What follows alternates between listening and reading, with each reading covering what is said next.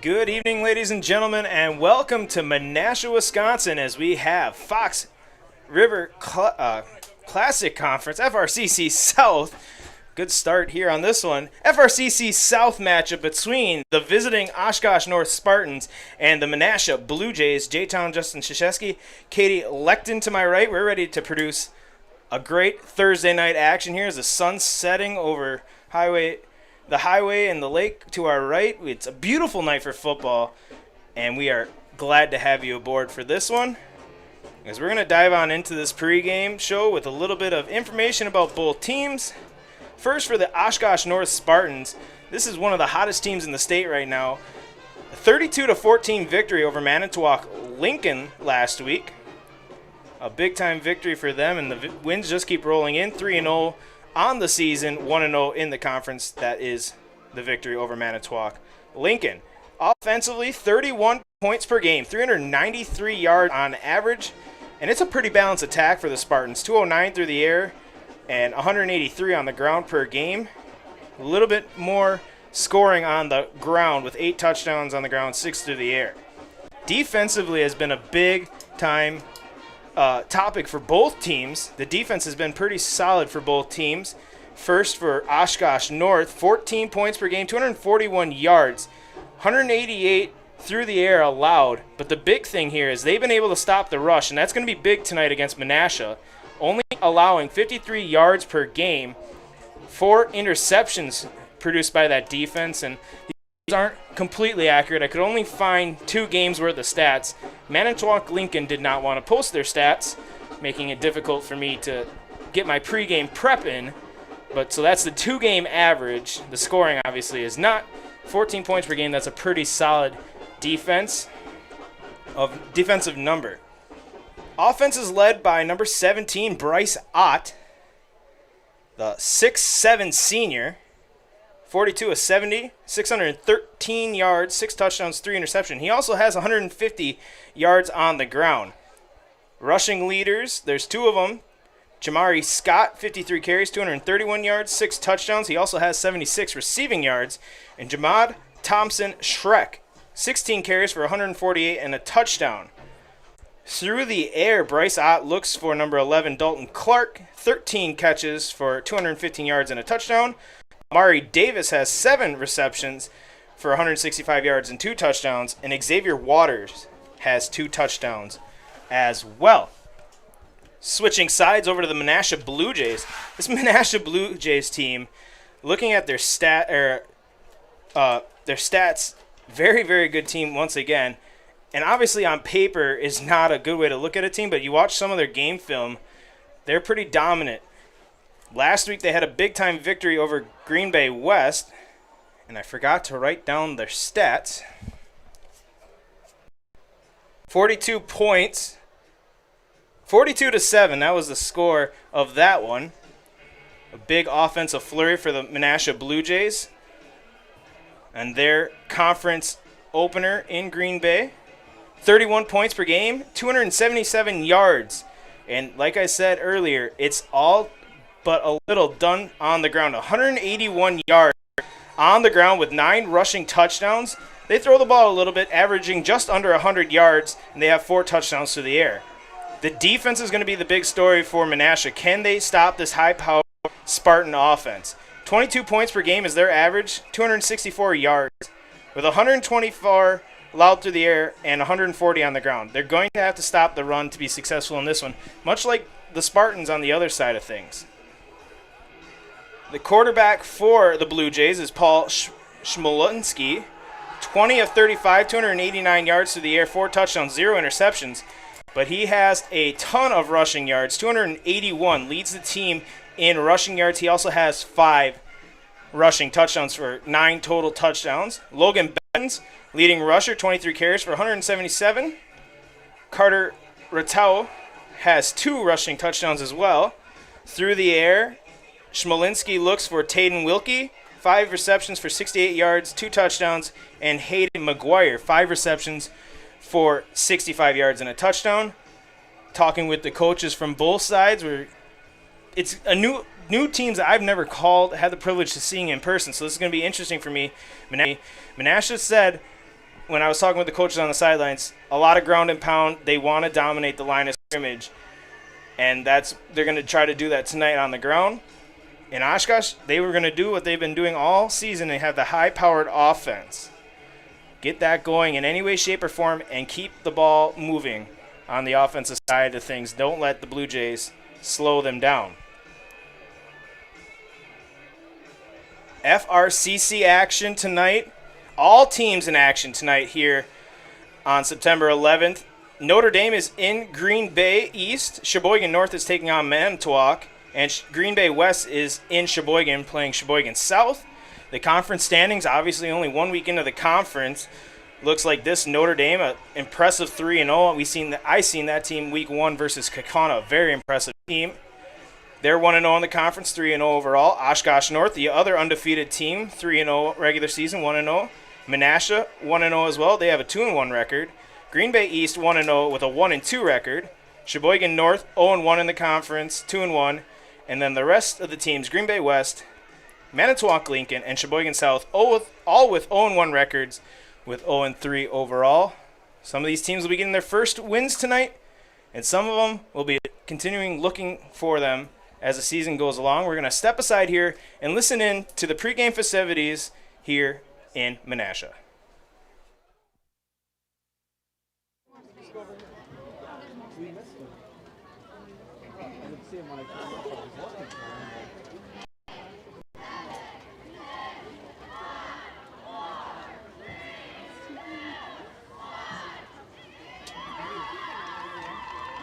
Good evening, football fans. Welcome to Calder Stadium for tonight's varsity football game between the visiting Oshkosh North Spartans and your Menasha Blue Jays.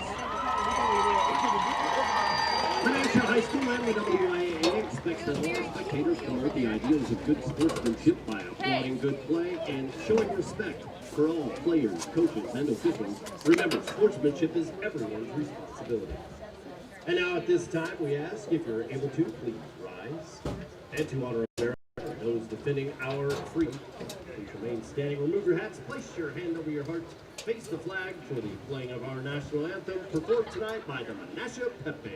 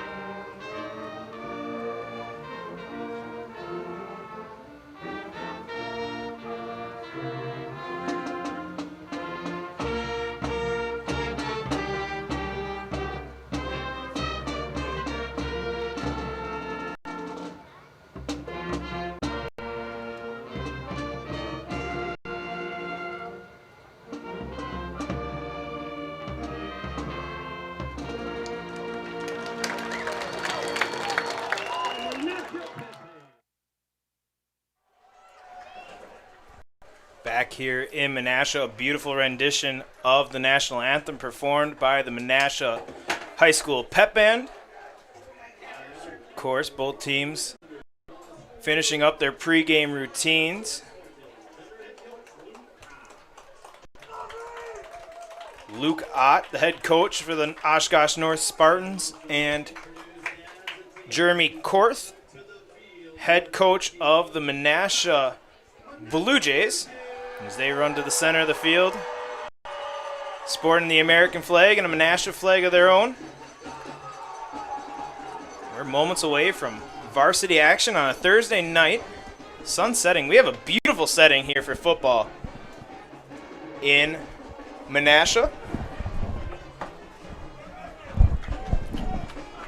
So let's continue to dive on into this thing. Both teams are ranked. Menasha It's a 2-1 record, but their only loss is against a team that's just as good as Oshkosh North, if not better. So both teams have faced extremely tough competition. Now you're diving on into this conference season where you'll have on any conference, there's a high level and there's a low level. And the top teams tend to beat up on those lower teams. And you've seen both those situations play out last week with Menasha over Green Bay West and Manitowoc Lincoln falling to the Spartans. Officials getting ready, both teams moments away. Good chance to mention one of our sponsors, Birkin Heating and Cooling. Birkin Heating and Cooling is your factory authorized Bryant dealer. Birkin Heating and Cooling services all makes and models. Now is the time to get ready for winter, even though it doesn't feel like it with this beautiful temperatures we're having this week, but winter is coming. Birkin Heating and Cooling will get you ready for the winter. Call 920-759-1478 and see Birkin Heating and Cooling on Facebook for more information. Menasha won the toss, deferred to the second half. Oshkosh chose to receive, which you do. They'll be defending our end zone to our right, which is the south end zone. Menasha will be defending the end zone to our left, which is the north. A slight northeast wind. You would not know it if you didn't look it up on the Weather Channel app or any weather app. A 4-mile-an-hour wind out of the northeast. A beautiful 65 degrees here in the great state of Wisconsin. Not necessarily what you would think of football weather. You're expecting the cold to come. Last week especially, you've seen it. Last week was actually perfect football weather in my opinion. And this week a little bit warmer. See if that plays into conditioning and if players can stay on the field, no cramping. We'll see if that plays into it. Menasha's kicker will be number 47, Landon Albanil. Back deep to return is number 12, Max Rohr, and 24, Amari Davis. They're standing inside the 10 to our right. Albanil tees it up at the 40 to our left. Whistle's blown.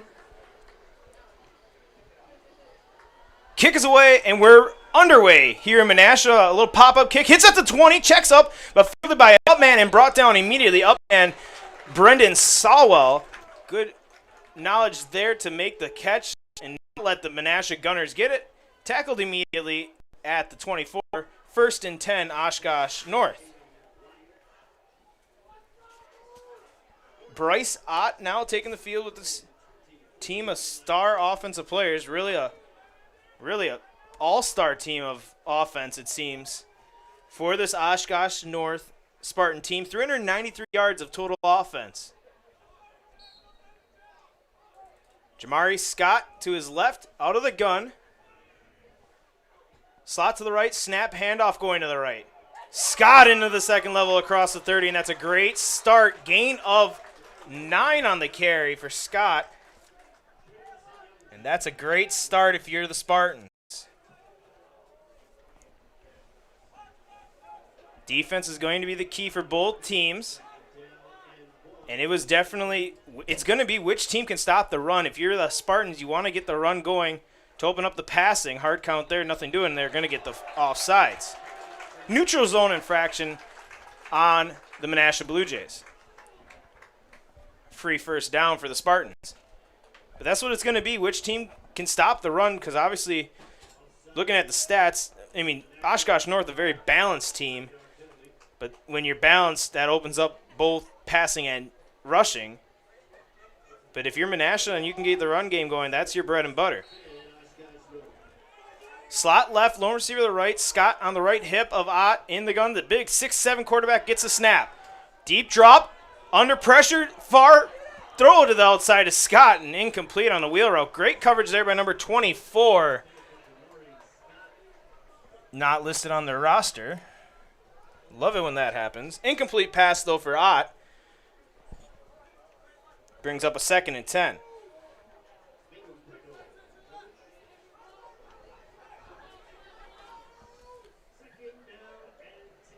I think I heard Bricko, but I'm not sure if that was who that was.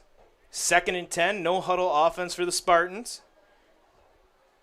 Check the wristband and go slot left.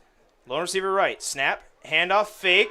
pulling it, throwing it near side, and that ball falls incomplete. Sails out of bounds, intended target number 13, Liam Jepson. And now a 3rd and long for the Spartans. 22 in coverage, Tayden Wilkie.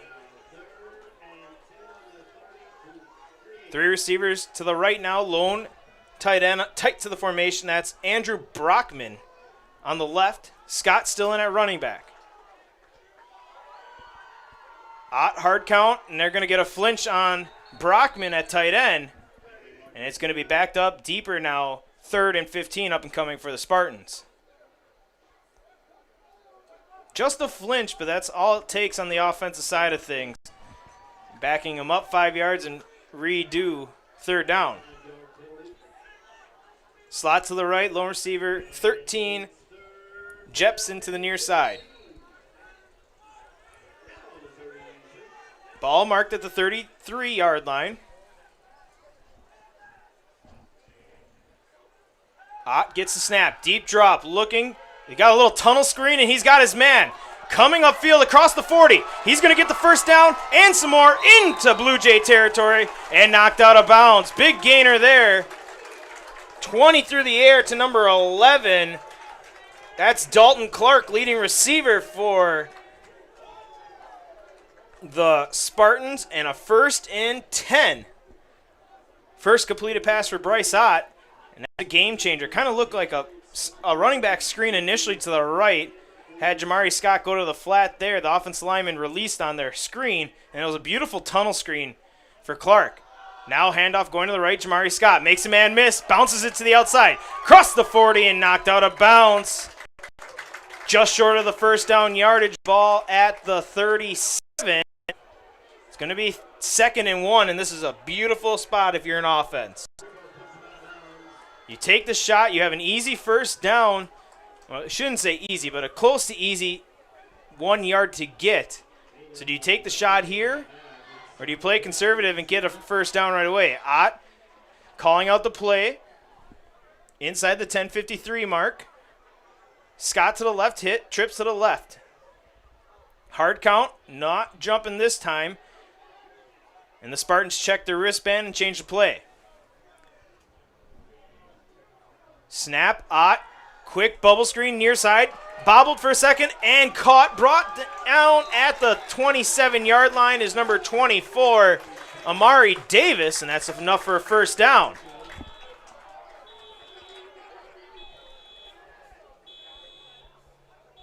Fast-paced offense for the Spartans. Not fun if you're a stat man. Got to quick calculate and look up, and they're ready to go. 3 receivers right, tight end left. Jamari. Snap, Ott looked right, now he's going to roll.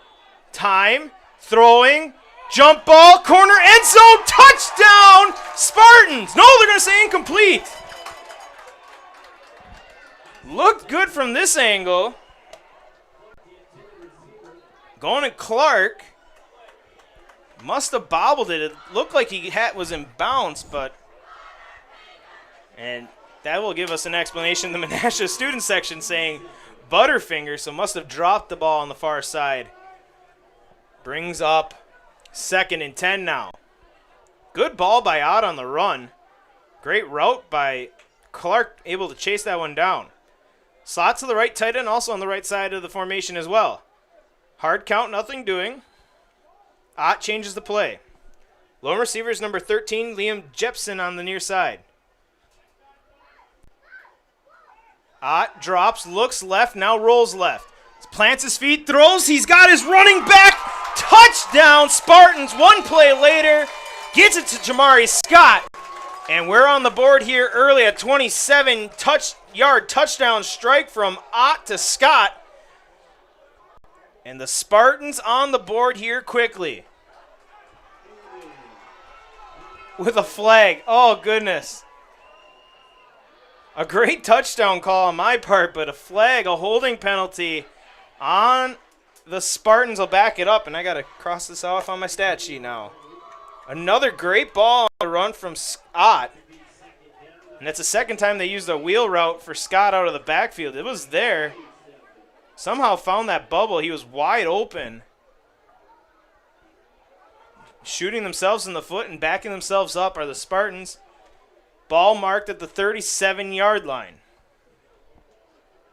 10:20 left in the first quarter. How do you respond now if you're the Spartans? Taking their time. A near side official coming to Coach Ott to give him an explanation of something.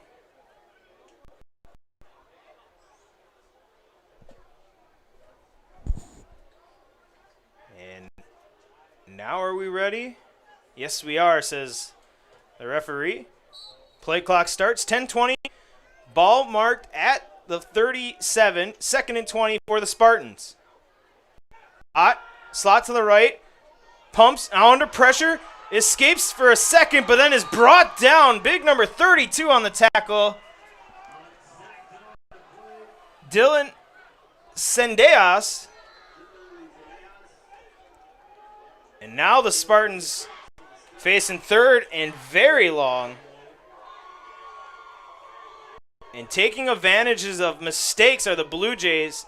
And that's how you set it up here now. And quickly having to take a timeout is Menasha, a late player coming off. We'll step aside for a quick break. 0-0 your score here. First quarter action from Menasha.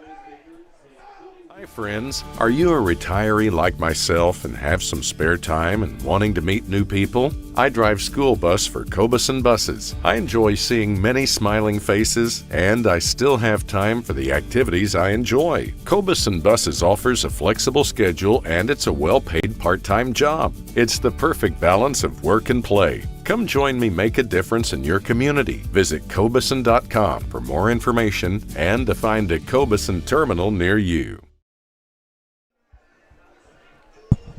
Back here in Menasha, the score is 0-0. A timeout taken by Menasha here as a player was speeding off to the sidelines to avoid a 12-man on defense.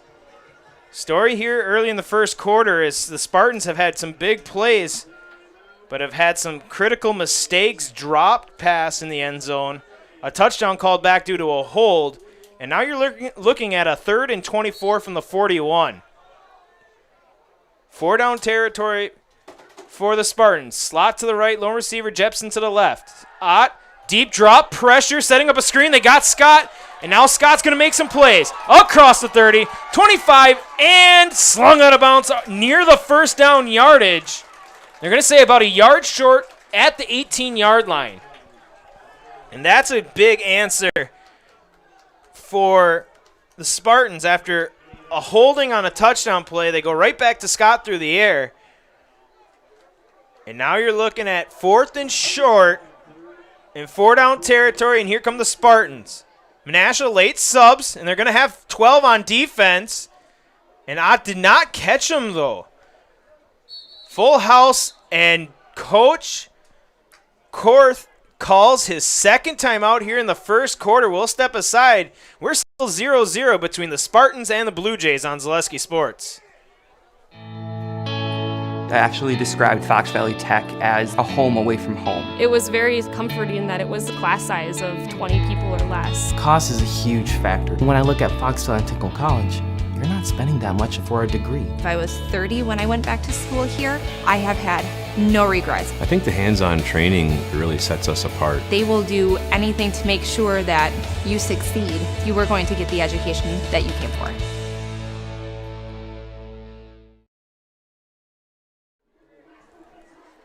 So back here in Menasha, the second timeout of the first quarter taken by the Blue Jays. Another sub issue, a late player coming off the field on what was a 4th and 1. And the Spartans will look to still go for it here. Full house backfield, quick to the line, no hard count, snap handoff. Scott following as his blockers, and he'll have enough for the first down, but not much more. Gain of 2 for Scott. And the Spartans have a new set of downs to play with here in the red zone. Right away, the Spartans came on the field, didn't survey the defense at all. And here goes another late sub coming out from Menasha. Will get him off the field. Can't call a third timeout in the first quarter because of it. Luckily, Spartans slow it down here. Scott makes a man miss in the backfield and will fall forward for a gain of 1. Good play by Jamari Scott to make a man miss on what would have been a negative play to get a positive 1 yard on it. 2nd and 9 now. Week 3 issues for the Blue Jays with subbing. And the Spartans adjust as the Blue Jays adjust their defensive front. Ott, deep drop, throwing, far side, wide open, touchdown, Spartans, and this time it counts. Ott finds Clark on a 14-yard touchdown strike, and after it's all said and done, the Spartans offense still finds the end zone. On to kick is Mason Krings.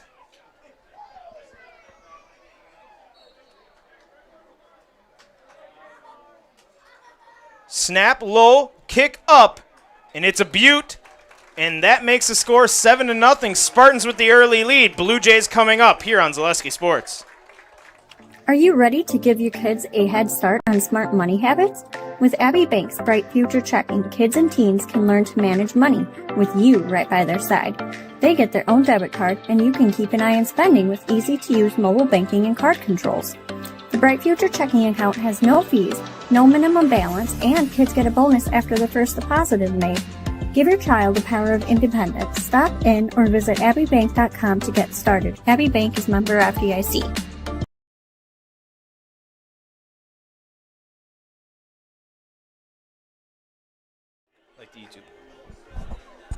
Back here in Menasha, the Spartans finally find the end zone after what seemed like an eternity of a drive, but really did not take much time off at all. 8:35 left here in the first quarter. 7-0 on a beautiful 14-yard touchdown strike from Ott to Clark.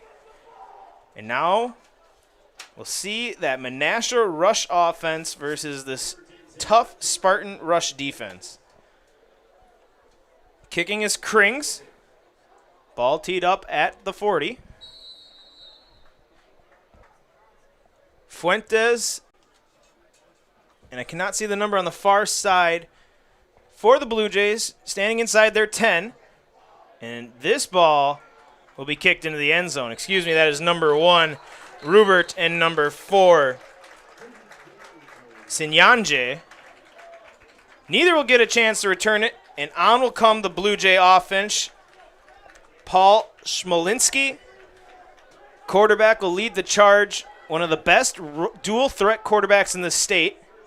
289 through the air, 281 on the ground, 9 total touchdowns for the junior quarterback for the Blue Jays.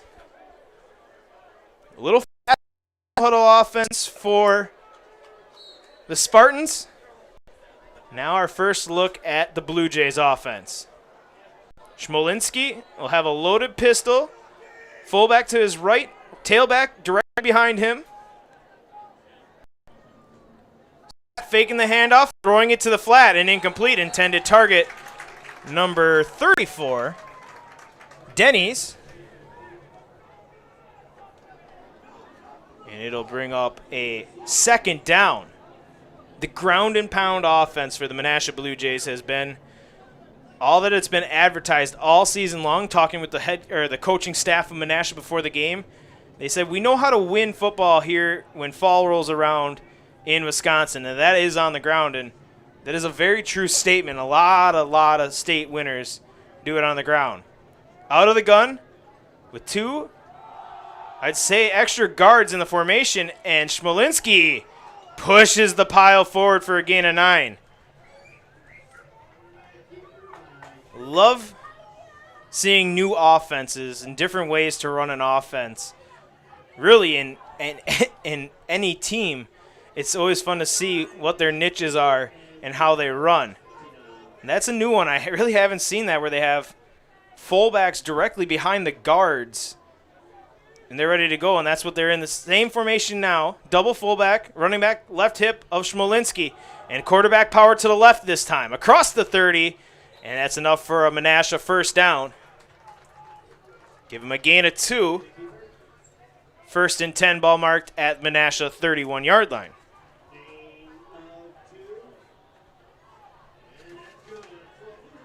And no huddle offense for the Blue Jays. A very common style of offense, really at any level here in the state of Wisconsin for high schoolers. Double fullback pistol this time. Snap, handoff to Bevins, met in the backfield and brought down. The Spartans were not fooled that time. Number 27 on the tackle, Eli Yacht. 6'4" sophomore for the Spartans making a big play. Loss of 2 for number 2. Brings up a 2nd and 12. I'm assuming they're related, the Otts. And apparently height runs on their side of the family. Pass here for the Blue Jays. Rolling right. Smolinski makes a man miss, lofts it, and that ball is fired way too deep. Incomplete over the intended target, number 14, Janish.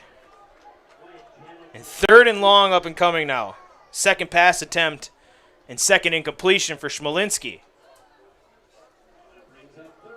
3rd and long now for the Blue Jays. And though I agree with the Menasha coaching staff, and when running the ball, especially late in the season here in Wisconsin, that wins you a lot of football games. When you're behind the sticks, that's where a running offense tends to struggle, and you force them to throw the ball. Of course, Smolinski has decent passing stats. We'll see if he can do it here on 3rd and 12.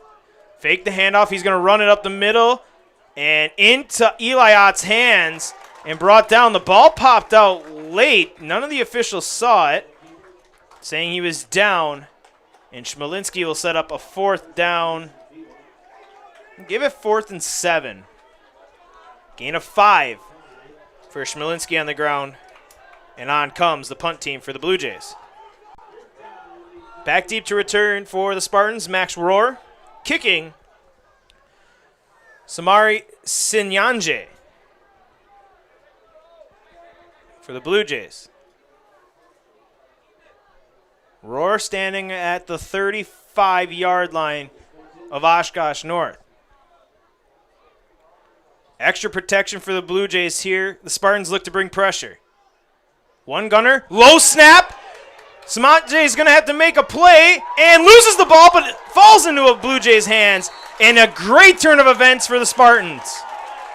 On the play, there's number 36, Carter Rattow, able to catch the bobble from Sinyanje. And there's a student section for the Oshkosh North Spartans, making sure they know the punter has butterfingers. Big time turn of events for the Spartans as they're on the door of the red zone here and not even needing to use your punt returner. Mari Davis and Dalton Clark in the slot to the right. Jepson, lone receiver to the left. Ott in the gun. Snap, handoff, going up the middle, spinning off a tackle across the 20 and brought down short of the 15-yard line is number 5, Jamad Thompson-Schreck. Good first carry for Schreck. Gain of 5 for number 5, 2nd and 5. The dual running back attack between Jamari Scott and Jamad Thompson-Schreck. A very, very dominant rushing attack for the Spartans. Slot now, Clark and Jepson to the left side. Ott looking that way, throwing high and through both the hands of Clark and the defender Wilkie. Incomplete, 3rd down, on a dangerous pass there from Ott. He definitely forced that one into double coverage there to Clark. Clark had a defender in front of him. So Ott had to throw the ball high, and it went through Clark's hands and out of the defender's hands as well. Bringing the receivers in tight. Lone receiver to the right is Davis. Jepson and Clark slot to the left side. Thompson Schreck gets the ball.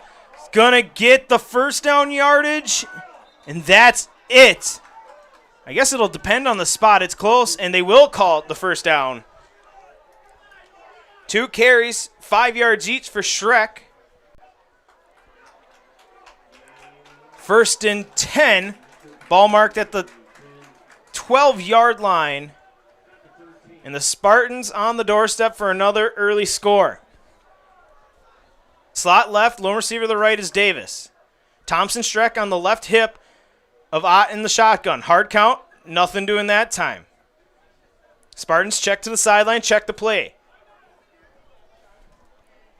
Play clock running down, snap, fake the handoff, rolling. Ott makes one man miss, and then is brought down in the backfield. Number 64 with the big time play. Aaron Waddell, sophomore, making a big play. And a loss for the Spartans, something we haven't said that often. Loss of 3 brings up a 2nd and 13.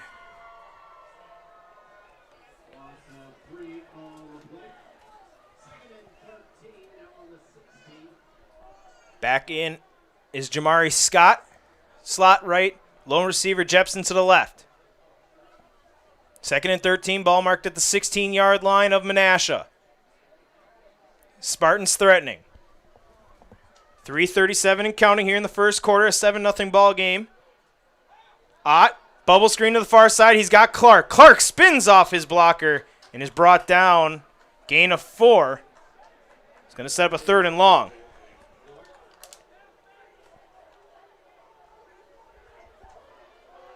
Spartans quick to the line. Menasha already using 2 timeouts here in the first quarter for a substitution issue. Can't do it here.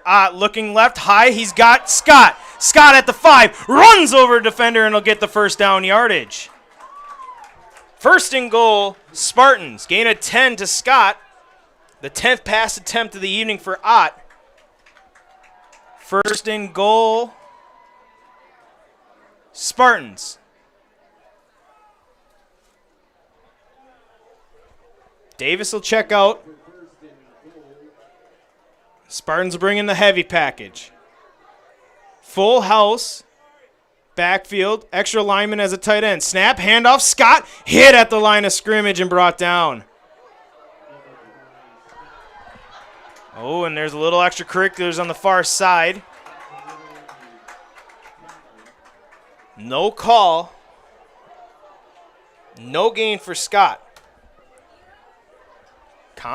It's conference play. It's a season within a season, especially when you got 2 of the top teams in the state. You're going to see some bad blood between them. Snap, faking the handoff, rolling right. Ott has a wide open receiver, back of the end zone. Touchdown, Spartans. He finds Andrew Brockman, and the Spartans find pay dirt for the 2nd time. 4-yard touchdown strike to number 4. Original, I would assume the first option is Eli Ott on that rollout to the right. Covered beautifully. Bryce Ott rolled out, found a wide open Brockman in the back of the end zone.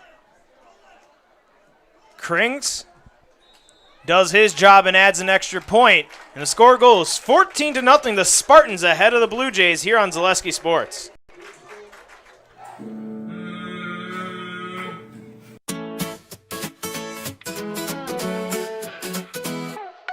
High school sports and entertainment, there's nothing like it, you can't contain it.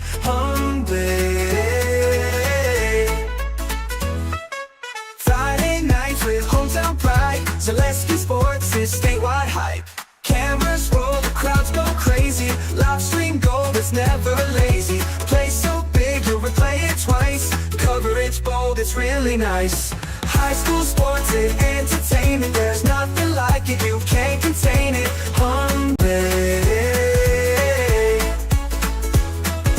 Hometown hype, we lift it higher. Zaleski Sports, we bring the fire.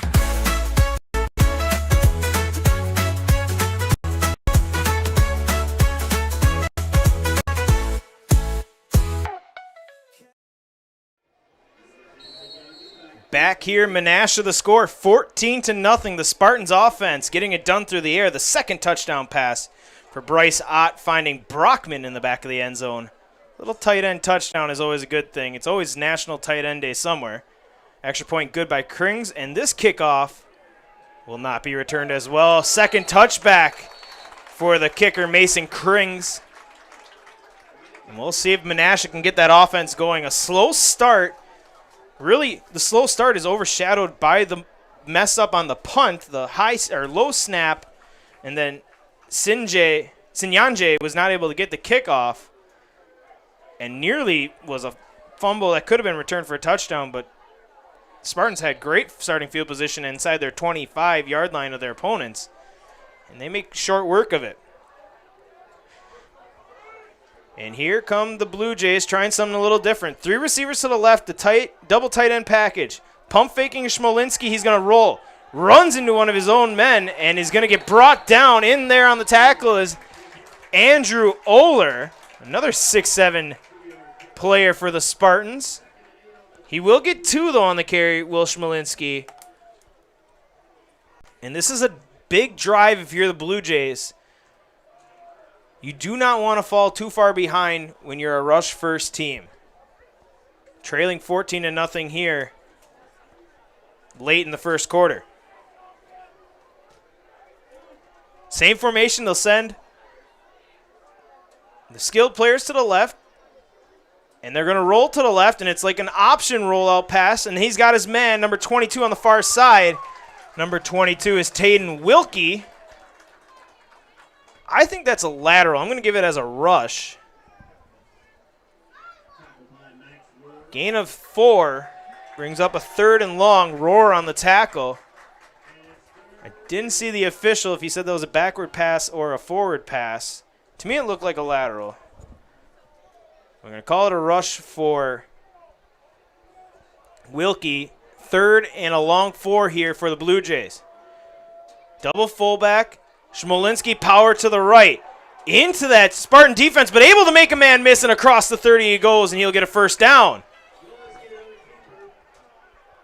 Smolinski getting the power going to the right. First down, Blue Jays with 40 seconds left here in the first quarter.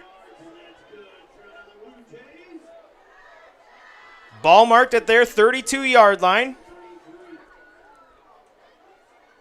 Clock ticking away here in the first quarter. A fast-paced first quarter here in Menasha. Double fullback, running back right hip of Smolinski.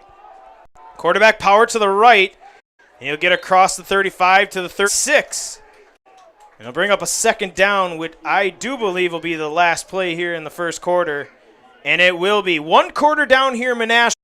It is 14-0. The Spartans leading the Blue Jays on Zaleski Sports. Factory authorized dealer. We offer top quality Bryant and Payne products. We specialize in furnaces, air conditioners, boilers, new home construction, remodels, and April air humidifiers, serving for both residential and commercial needs. Plus, we service all makes and models, offering 24-hour emergency service. Call us today at 920-759-1478 and let Birkin take care of your heating and cooling needs. Be a part of a Marshfield tradition at Maple Fall Fest, September 13th and 14th. Start each morning with a potato or buttermilk pancake breakfast and shop over 125 handmade arts and craft vendors. Also, make sure to check out the Kids Zone, yummy food court with maple specialties, beer garden, and a comedic grilling show with TV's Mad Dog and Meryl. Don't miss the 33rd Annual Maple Fall Fest, Saturday and Sunday, September 13th and 14th at Wildwood Park and Zoo in Marshfield. Learn more at visitmarshfield.com and follow us on Facebook.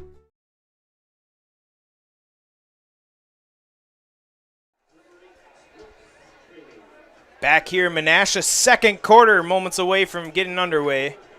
It'll be a 2nd and 7 for the Blue Jays. Their second possession, trailing here 14-0 against the Oshkosh North Spartans. On a beautiful night for football, a beautiful sunset to our right. Schmolinski hands it off this time off the right side. Going forward is number 22, Tatum Wilkie. It's going to bring up a 3rd and 5. Gain of 2 for Wilkie. Menasha now, not necessarily 4-down territory, but that's thought could slowly creep into your mind the further and further behind you get. Double fullback, quarterback power to the right. Schmolinski powers his way through, and he'll be close to the 1st down yardage. I think he'll be about a yard short. Gain of 4 for Schmolinski. His 7th carry of the night. And 4th and 1. 4th and a long one. And how aggressive are you going to be if you're the Blue Jays? Already trailing 14-0 here in the second quarter. Schmolinski with the running back to his right hip is Wilkie. Hard count, snap. Schmolinski right side powering forward. It's all going to depend on the spot. It'll be close. Spartan sideline says short. Both teams on the field really giving no indication. And we have my first measurement of the year. Gives me a second to talk to you about Fox Valley Tool and Die. Fox Valley Tool and Die is a precision machine shop that supplies critical machine components for a range of customers, from Fortune 100 companies to local paper mills right here in Wisconsin. Contact Fox Valley Tool and Die today at 920-766-9455. Measurement, going to be close, stretching the chains, and 1st down Blue Jays. Just enough to get the nose of the ball across. Ball will be at the 43-yard line in a high-risk, high-reward situation for the Blue Jays. Getting the 1st down and continuing this possession here. And we've seen what the Spartans can do with a short field. If you didn't get that, can make things difficult with a high-scoring, high-powered offense like the Spartans have. Schmolinski rides, pulls the ball on the option, but hit in the backfield and brought down, and a late flag flies in. Tackle made by number 20, Antonio Thompson. Flag was thrown at the point of the tackle. So we'll see what the call is here, and it is a hold on Menasha. 10-yard penalty. And they'll back him up. Brings up a 2nd and 20. Advantage Machine has invested in the Machine Center, machine tools, metal inventories, and our people. Advantage Machine offers first-class workplace to ensure the best quality, and with our responsive customer service and fair pricing and on-time delivery. Call 920-462-4427 and see Advantage Machine on Facebook. For more information, 1st and 20 now for the Blue Jays after the holding. Gonna set up potential passing situations for Schmolinski. He's gonna run it this time into the center of that offensive line, and there is not much there. If he gets one, that's all he'll get. 2nd and 20 now for the Blue Jays. The Spartans' defensive front has allowed very little. Schmolinski has 2 carries over 5 yards. And he has 9 carries so far today. 2nd and 19. Ball at the 34-yard line. Slot left. Pistol formation with the flex tight end to the left side of the formation for the Blue Jays. Schmolinski rolling left. Gets a block from his running back. Connects on a pass. He has his intended target across to the 45-yard line. That is number 19, Hayden McGuire. First completed pass for the Blue Jays. We'll get the ball back to the original line of scrimmage, +2. Gain of 11 Third and manageable now for the Blue Jays in what you assume would still be a 4-down territory situation. 9-10 and counting here. Second quarter action on Zaleski Sports. There's a lot of action you can see here on Zaleski Sports over the next 2 days. Glad to have you watching us. Schmalinski rolling right, throwing. He's got his man completed across the 30-yard line and out of bounds. Number 1, Jackson Rubert. Big gain there. 25 through the air. And a new breath of fresh air for the Blue Jays as the offense picks up the pace here.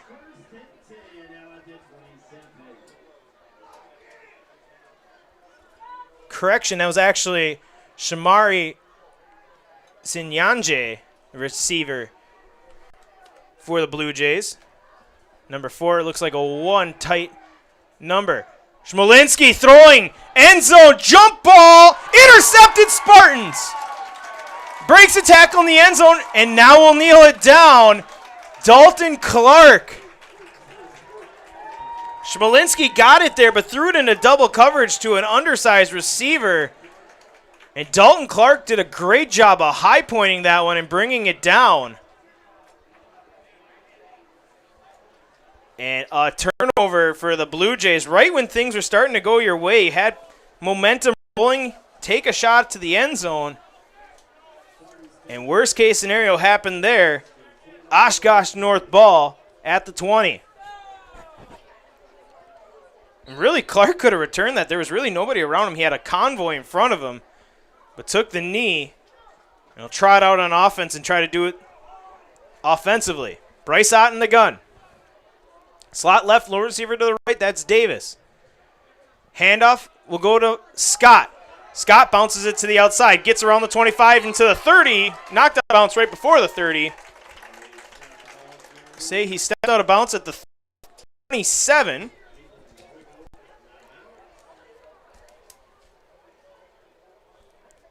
Second down and 3 here for the Spartans.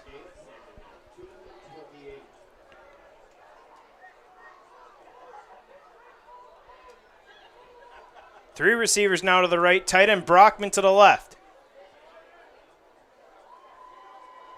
Hard count, nothing doing. Check the play to the sidelines.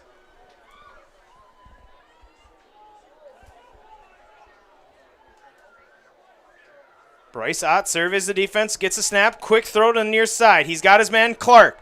Clark gets one block, and he'll go out of bounds at the 35-yard line. 1st and 10, Spartans.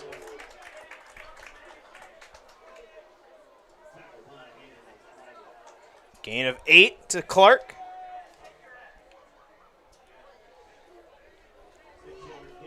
Spartans on the move. 3 of the receivers to the left. Tight end is number 27 now. Eli Ott, he's on the right side of the formation.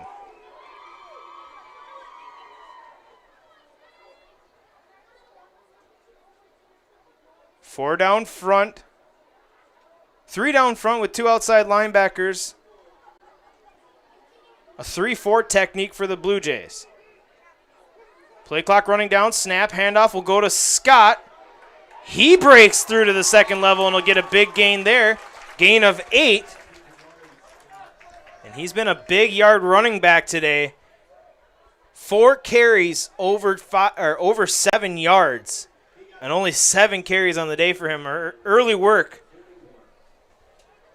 for the running back, Scott, 6-foot senior for the Spartans of Oshkosh North. Late sub getting off the field, will get off. Snap, Scott going to the left. He's got a lot of room to run in front of him. Across the 50 to the 40 to the 30 and knocked out of bounds at the 24-yard line.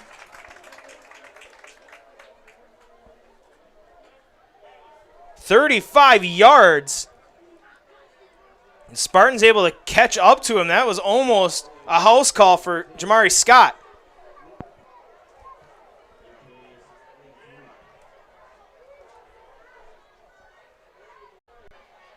First and 10 from the 24 now. The Spartans looking to add on.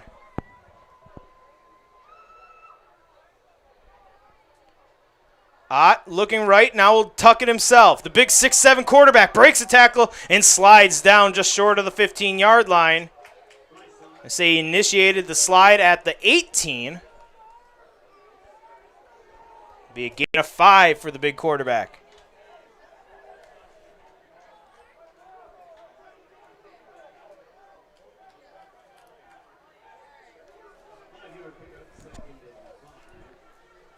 Slot to the right, lone receiver to the left side. Spartans in the red zone once again. Hard count, nobody fooled this time. Check to the sideline, change the play for the Spartans. Play clock running down. 7-minute mark here in the second quarter. Snap, handoff, Scott. Off the left side, inside the 15. Spin down to the 12-yard line. First down. Close to it. And they're going to say a yard short, or half a ball short.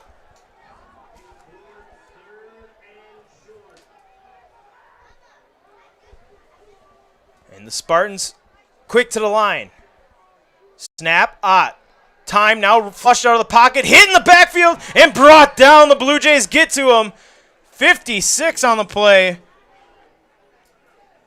Ethan Bush, the sophomore, makes a sack. And Ott will come off to the side. His wristband, I think, ripped off. Now they're going to have to do it the old-fashioned way where you run to the sideline, get the play. That's a loss of 10 on the sack. Big sack, 4th and 10 now. And the Spartans not trotting on the kicker. They're going to go for it here. Slot to the right, lone receiver left side. Late sub coming on for the Blue Jays. They have not figured that out yet. Now Clark switching from the right to the left side. Play clock running down. We might see a timeout used here by the Spartans, and we will. Timeout Spartans, their first of the half. They lead 14-0 over the Menasha Blue Jays. You're watching high school football on Zaleski Sports. Need a game plan that delivers marketing victories? Bear Performance Marketing is your full-service partner for strategic success. Offering comprehensive solutions that include brand development, social media marketing, branded products, and digital marketing. The goal is to streamline every aspect of marketing while maximizing results.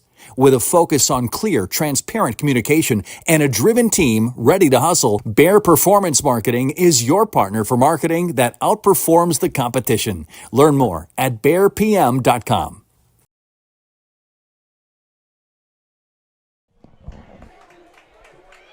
Back here in Menasha, timeout taken by the Spartans. I think they were just trying to get a look at the Blue Jays defense and what they would do there. It was 4th and 10. They'll change it, their decision here, and they'll be going for the field goal. About a 42-yarder. For the right-footed kicker for the Spartans. Krings, high snap, gets it down, line drive kick. And it is good. A big kick, 42 yards. That'll Spartans score 17-0 over the Blue Jays here on Zaleski Sports. At Ridgestop Exteriors, we're more than your average home improvement company. We're your neighbors, and for over 20 years, we've been trusted and proudly serving right here in your community.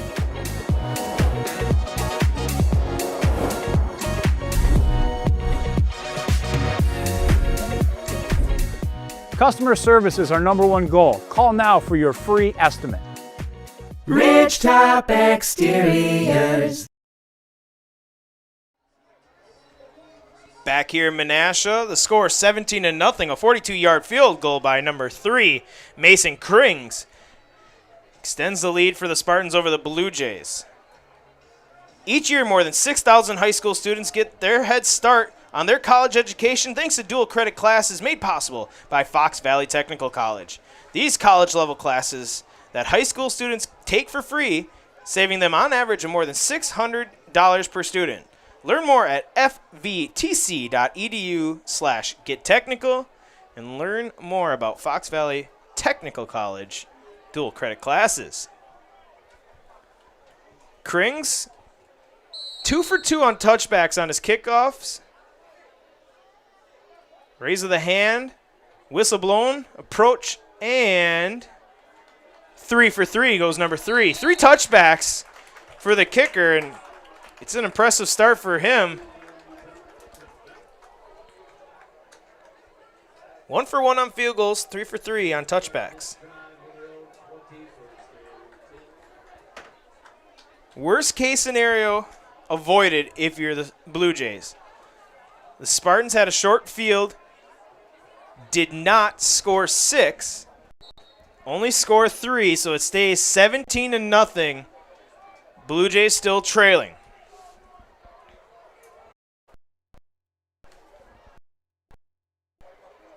Smolinski out of the pistol. 2 receivers, 1 each side now. Riding, faking. Smolinski under pressure will avoid the sack and get across the 20 for a short gain there. That's a big-time play to avoid. The sack had 2 Spartan defenders immediately in his face. Now you're going to see that Menasha offense more than likely forced to throw the ball a little bit more now, trailing 17-0 with 5 minutes left in the first half. Remember that Menasha did win the toss. They chose to defer, so they will get the ball to start the second half. Smolinski running the offense. No huddle. Lone receivers, 1 each side. Loaded pistol to the right. Snap, quick throw to the far side, and short and incomplete.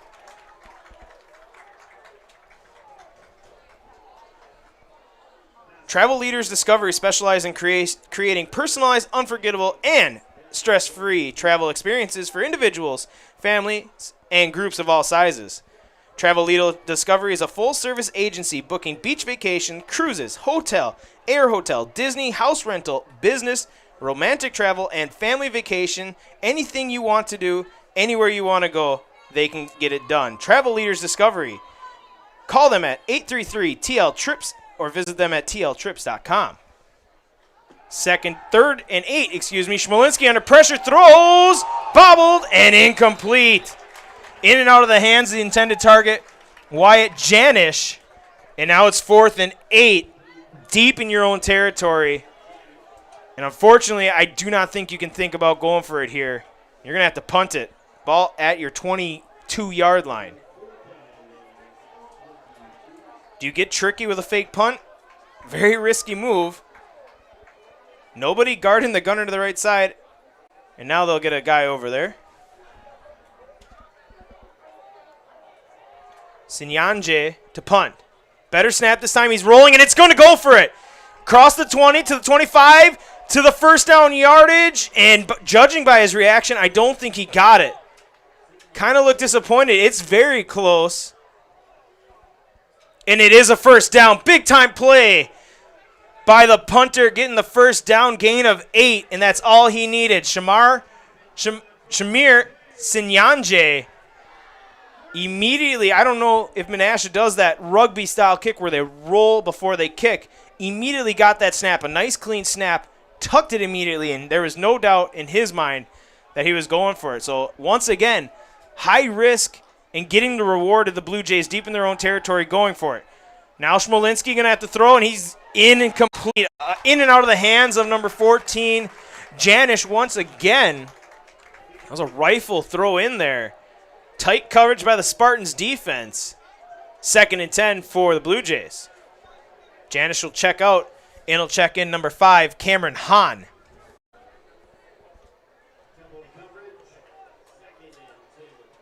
A little more urgency shown here by the Blue Jays. Throwing the ball. 8 passing attempts so far for Smolinski. High snap, handoff, through the middle, and there's a big carry there for number 22, Wilkie. Gain of 8 on the carry. His 3rd carry. Of course, they had that lateral to him early. 3 carries for 14 yards. 3rd and really where you want to be on an offense if you're on 3rd downs. 3rd and 3. Very manageable third down here. And for what could be 4-down territory for the Blue Jays. Schmalinski fakes the handoff, will take it himself across the 40. First down, and no more after that. Give him a gain of 5. And they'll move the chains. 11th carry for the quarterback. And we have a stoppage. Player has to come out for the Spartans.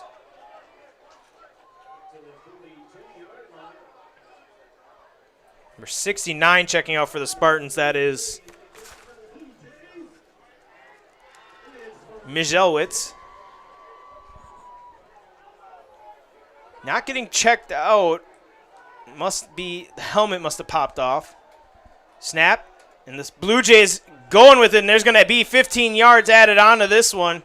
Carry there to number 21, Keontae Thigpen. He has a gain of 8 on the carry. And you're going to add on the face mask. You could see when he got to that second level, his head went down, indicating the face mask.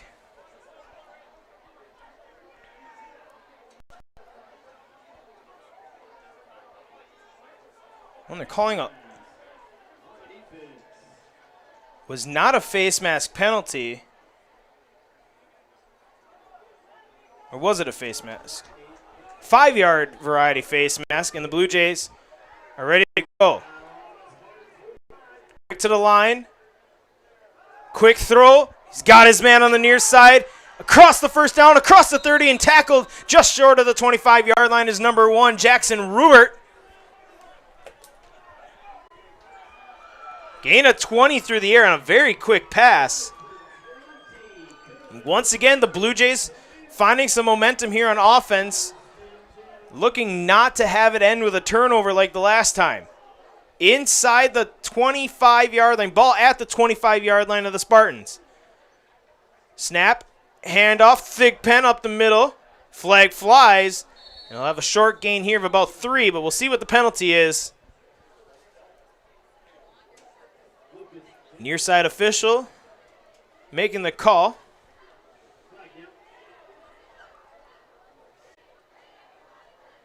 It is a hold on the Blue Jays.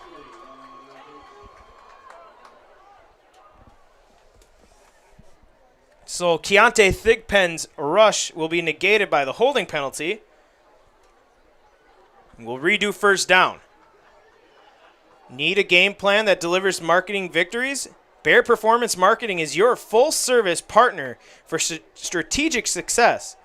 From brand development to social media marketing and promotional solutions, we streamline your marketing for maximum results. Learn more at BAERPM.com. Handoff, Thigpen going to go to the right side. He's got room to run across the 30 and tripped up down to the 27-yard line. Actually down to the 28. Gain of 7 for Thigpen. 2 carries, 15 yards for him. Actually might be more. I might have mismarked him and Wilkie on a carry. Nonetheless, 2nd and 12 here for the Blue Jays. Still driving. Deep drop. Schmalinski drops the ball. Picks it up and down he'll go. That was a near disaster averted by Schmalinski. Looked to throw the ball deep to the far side. Cocked his arm back, and the ball just fell out of his hand. Just slipped right out. And that's a killer of that momentum. And back the ball up, back to 3rd and 21.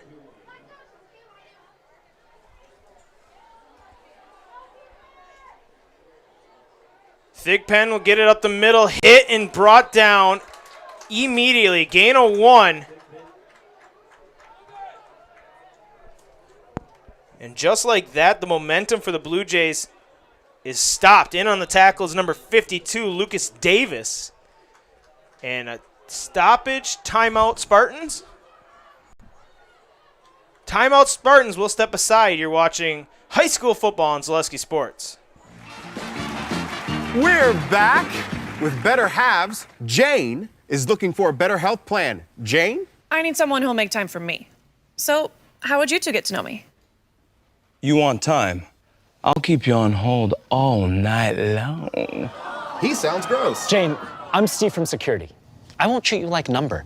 I've got award-winning service and coverage made just for you. Now that's better. Next up, networks. Back here in Menasha, timeout taken by the Spartans to save some clock on what will be a 4th and 19 now. The Blue Jays have a kicker that can hit it from this far. That'd be a very, very small chance at that happening. It is that'd be a 50-plus yarder. 51 yards. They're going to go for it. Spread out here. 3 receivers left. Lone receiver to the right. Empty gun. The flex tight end off the left side of the line of scrimmage. Will he be used as protection or a receiver? Hard count, still nothing doing. And the Blue Jays will take their last time out of the first half. We'll stick here. They're trailing 17-0, and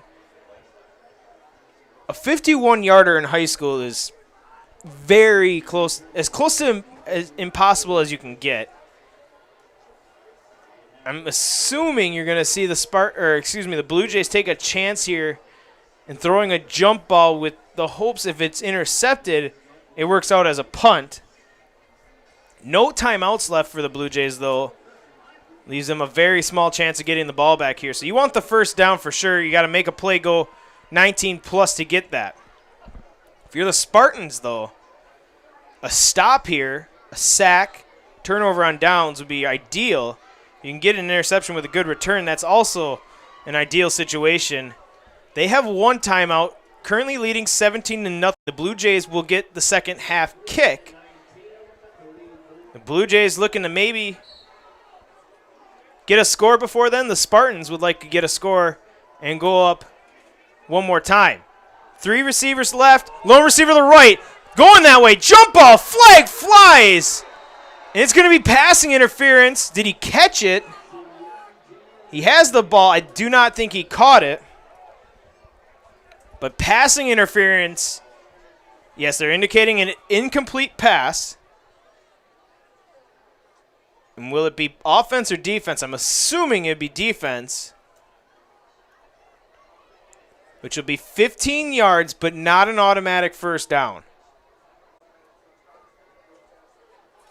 And it is passing interference on the Spartans. So it will be 15 yards. We'll now make it a 4th and 4. 4th and much more manageable for the Blue Jays. Was not a defensive back in my playing days, but was always overheard the coaches talk about it. If you're beat, you can grab them, and it's not going to be a spot of the foul penalty like it is at the high school or in the professional level, like you see on Sundays, Thursdays, and Mondays and Sundays. Any day, basically, the NFL plays, which is every day. But the penalty is only 15 yards if you do it in high school. So it makes it 4th and 4. Blue Jays throwing the ball a little bit more this drive. 3 receivers left, lone receiver to the right. That's Sinyanje. Looking that way, out route, got it, incomplete, and down at the 11-yard line. 8 through the air. And that is a big play for the Blue Jays. 1st and 10, clock stops. Player went out of bounds. 1st and 10 from the 11. There will be one more first down at the 1-yard line, which will play big because that can stop the clock if you're the Blue Jays for a second till the chains get reset.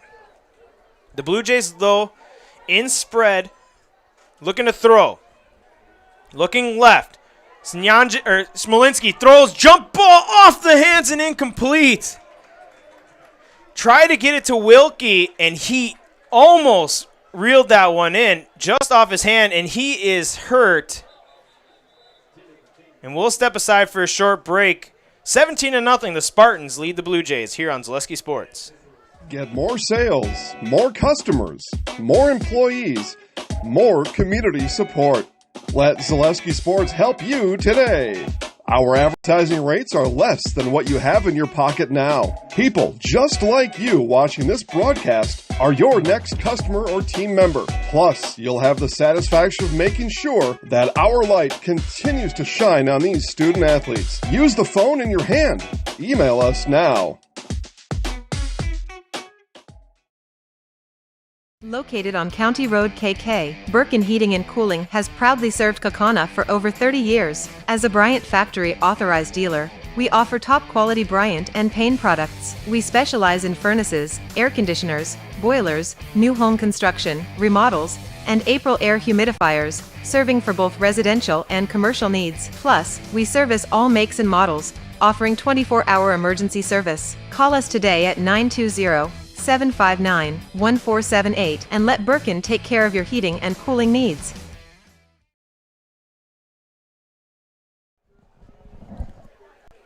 Back here in Menasha, injured Blue Jay is Wilkie.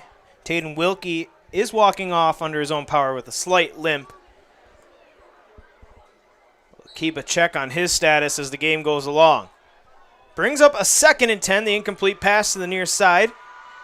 Smolinski looking right. He's got it. Beautiful catch on the far side. Sinyanje dragging the feet. Out of bounds, so the clock stops. Gain of only 4 will bring up a 3rd and 6. But the clock is not running, and that's a big break if you're the Blue Jays. Making sure you know the protection, know the play call before this big 3rd down.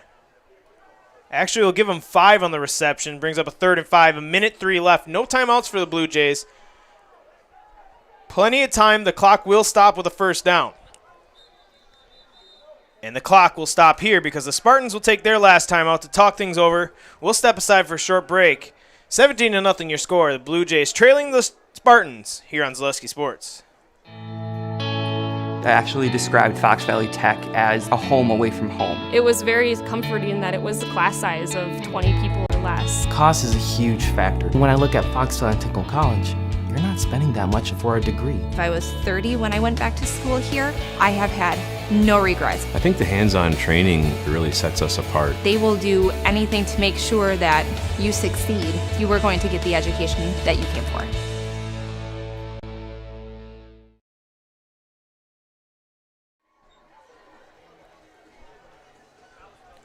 Back here in Menasha, last timeout taken for either teams. Not often do you see all 6 timeouts used in the first half, but we did see that today.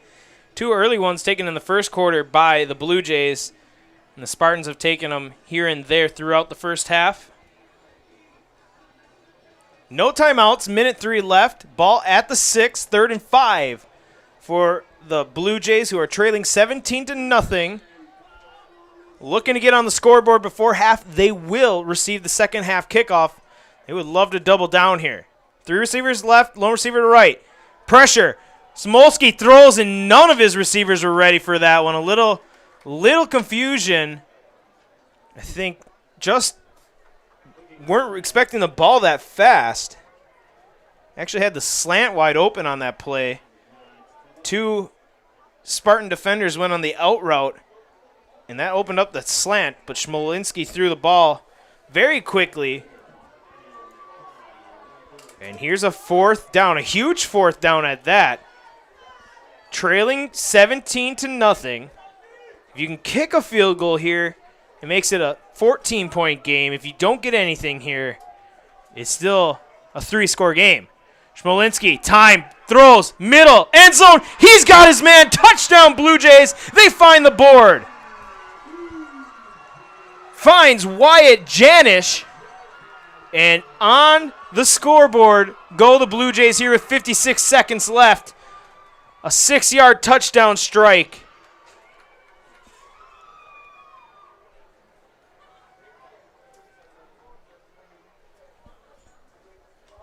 And that is big if you're a Blue Jay, especially because you get the second half kickoff to start. On to kick for the Blue Jays is number 47, Landon Abelneal. Kick up, and those bright green cleats kicks it through, and that makes the score 17-7 with 56 seconds left here in the first quarter. Culligan Water delivers. From your first call, to your first sip, to your first soak. Culligan, give us a tap. The only water that comes with a van. Back here in Menasha, the score now 17-7. Touchdown strike from Schmolinski to number 14, Wyatt Janish. Tightens that lead that the Oshkosh North Spartans have had. But what we have seen from the Spartans has been a very efficient offense, moving the ball fast. There's still a chance they can find pay dirt here with 56 seconds and no timeouts. Kicker Landon Albanil to kick it off here. Love it when the kickers have bright colored cleats. Highlighted yellow, we'll call them. For the right-footed junior kicker for the Blue Jays. See how far he can kick it. A line or a pop-up kick. That's a big one. Dalton Clark will field it at the 9-yard line. Can the Spartans get a return? Breaking tackles and not much there. A flag flies on the far side. Tackled eventually at the 23-yard line, and we'll see what the penalty is here. Far side official threw it, indicating a block in the back potentially.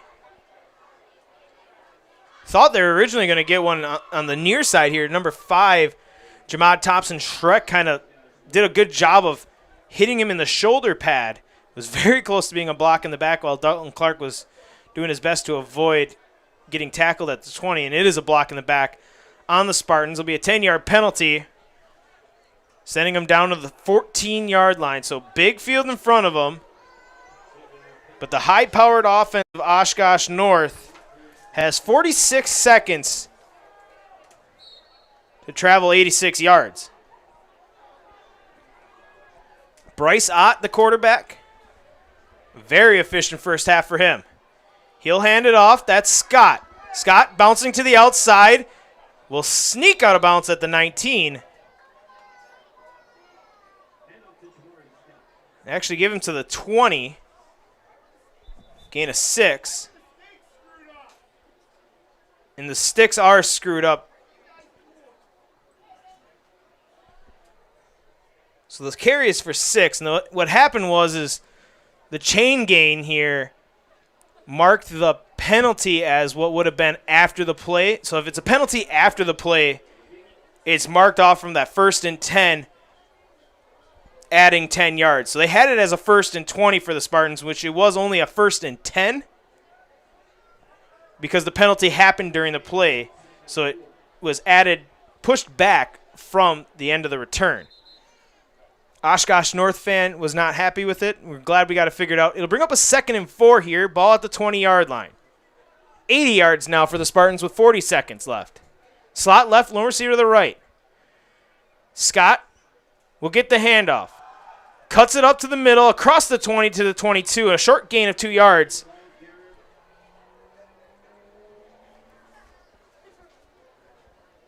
Not a lot of emphasis on going fast here for the Spartans.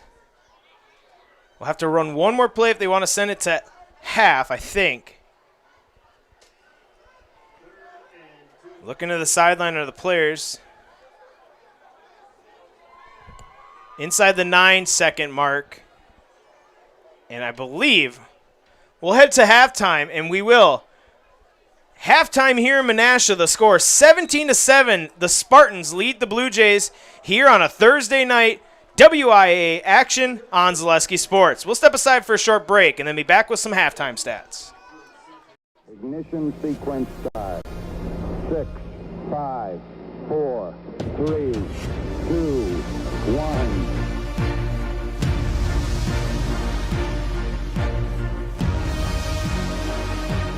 All engine running. Liftoff. We have a liftoff. Hard Knocks on Zaleski Sports is presented by Security Health Plan. SecurityHealth.org is your portal to find your plan, a doctor, prescription tools, and more. For 24/7 access and all the tools and resources needed to improve your well-being, right at your fingertips, visit SecurityHealth.org.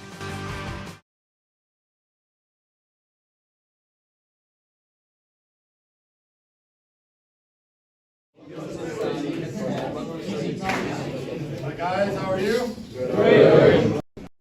How was your day? How are you talking to some of you guys? Tyler, how was your day? It was great. What happened that was really great? We got a second community time. Yeah. Coming off their first win of the season, the Zephyrs are feeling pretty good. All right, let's get started. Everybody in this room gets one for a win.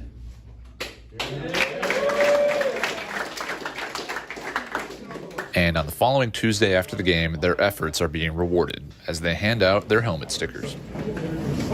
Wait. Everybody gets one for a shutout. Everybody gets one for a turnover margin. So that's each.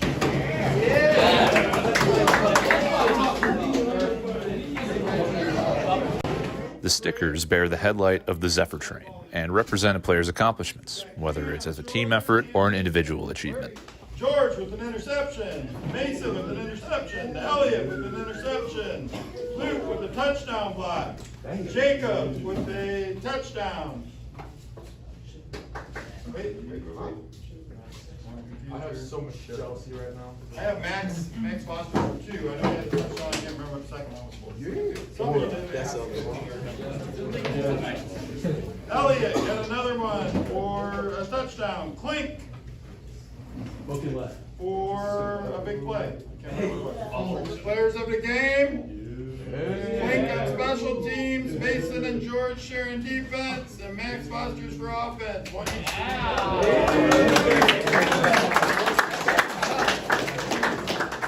High energy. We're still in shells, all right? High energy, fast feet. Let's get those pads popping, but no tackles to the ground. Let's go!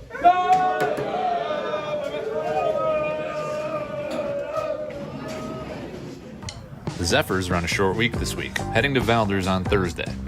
And as a result, what would normally be Tackle Tuesday is now an offensive practice. Hey, listen, we're going to push hard to this 7. Okay? We're going to fake like we're coming back, right, to get the hitch. Right, so you got to press up. Then you got to stack the line again. Then you got to release out to get the ball. Make sense? You're drifting too much. So as soon as you break in, get back to stack this line, then drift out. Does that make sense? Here we go, let's try it out. Max, ready? Go. Now the... Yeah, that's how it is.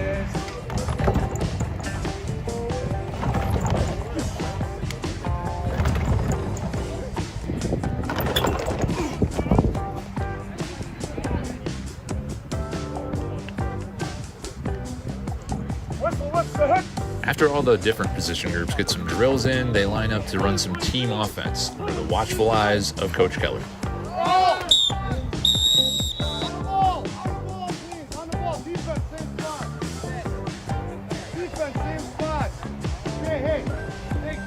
Watching this? Hey, what do we got right here on hammer left? Double. What do we got right here? Double.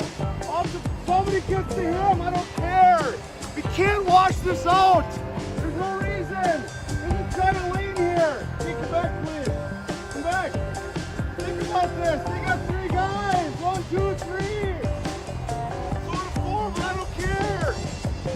4 on 3. We got to be able to run north and south. Run it again. Come on!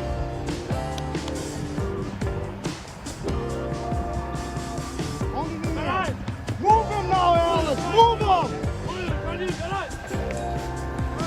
There you go! But even though offense is the focus of today's practice, the importance of defense is never lost on Coach Peterson, whose unit had a 47-point turnaround from week 1 to week 2. Yeah, it's a growth process for us. We had a few alignment issues. We had some miscues, probably 3 of them against Amherst. We just were in the wrong spot. We worked on our communication all last week, and then we really aligned on that. And as you can see, we didn't give up any big plays, which was all about communication and getting the right alignment. And that's what we look forward this week, is continuing to do that and get in the right position so that we can put the best defense on the field. Looking forward to Valdez then. Is there anything specific you guys are going to be focusing on the defensive side of the ball? Yeah, 18 is a pretty good player. He's fast. He's also physical, so we're going to key on him. And then number 9, too, is a good lead blocker. We're trying to look to force them into some passing situations. They don't look to be a very strong passing team, so we want to get them out of their bread and butter, which is that run, that power run, right or left. Beat the Vikings on me, beat the Vikings on me. Beat the Vikings on me, beat the Vikings on 3. 1, 2, 3, beat the Vikings. Yeah. And just 2 days later, it's game time again.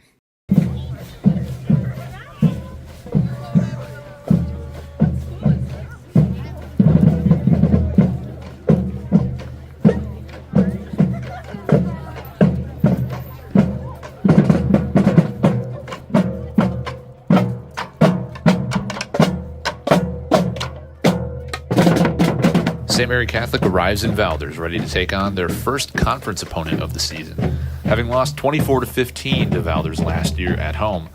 But both teams are coming off of a win last week.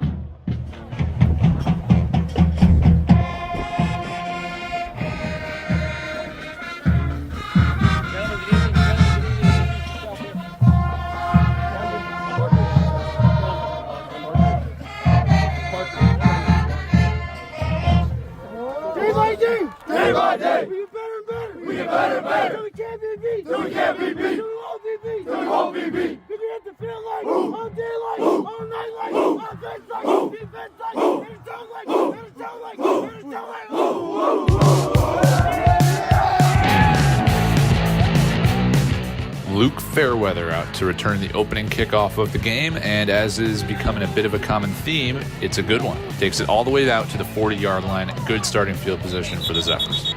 Zephyrs on offense trying to get that running game going early with Elliot Reichenbacher. Not much room to run there, but next play they come to the passing game, and Maddox Dwyer finds Tarver Trinkner for a nice gain, pushed out of bounds.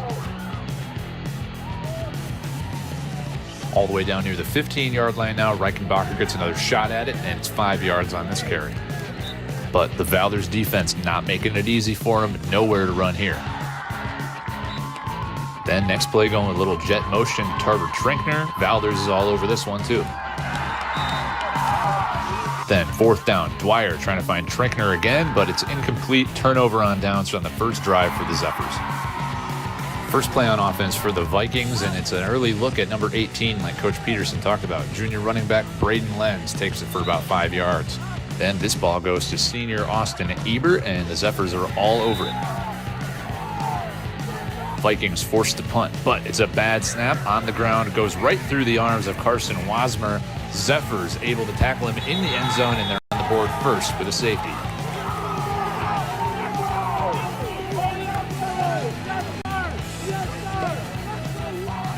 St. Mary getting the ball back after the safety, and it's Luke Fairweather right back to work, running patiently. Gets this one all the way out to the Valdez 45-yard line. From there, Zephyrs go with Tarver Trinkner, making something out of nothing here on a play that looked like it was blown up, able to find room down that far sideline for a first down. Then, going to the air, Maddox Dwyer almost brought down in the backfield by Brody Mueller, who almost had the tackle for loss against Trinkner, but Dwyer able to get down that far sideline all the way down near the 15-yard line. Heck of a pickup. But Dwyer would not be so fortunate on this play as Austin Ebert gets through that line nearly untouched for the sack. Let's go, boys. Let's do it. Come on. One bad play. We're going to try to go over the top. Watch the seam. Pitch seam. Probably coming out of this timeout. That's okay. It's fine. We just too aggressive. Whatever. Hey, we're okay. We always aggressive, boys. They did something different than they haven't done all year, right? That's only the second time they've ran out of gun all year. So second or third, but right, they changed it up. They got us. Now we'll get them back. All right. No worries. So What's this we're reset? flipping around. We're defending this side now. Let's be aggressive. Continue to fight, guys. Get Go. in there. Let's get Zephyrs on me. Zephyrs on 3. 1, 2, 3, Zephyrs. On the Vikings' next drive, Ben Stoutinger looking to find John Vetting downfield, but it's Dominic Osgood with the good defense. Almost gets himself a pick. Then Stoutinger looking downfield again. Osgood on the coverage again, but this time Carson Wasmer comes down with a huge catch. From about the 20-yard line, Stoutinger trying to float one in there for Ebert, but Dominic Osgood on defense again, this time cashes in and gets his first interception of the season.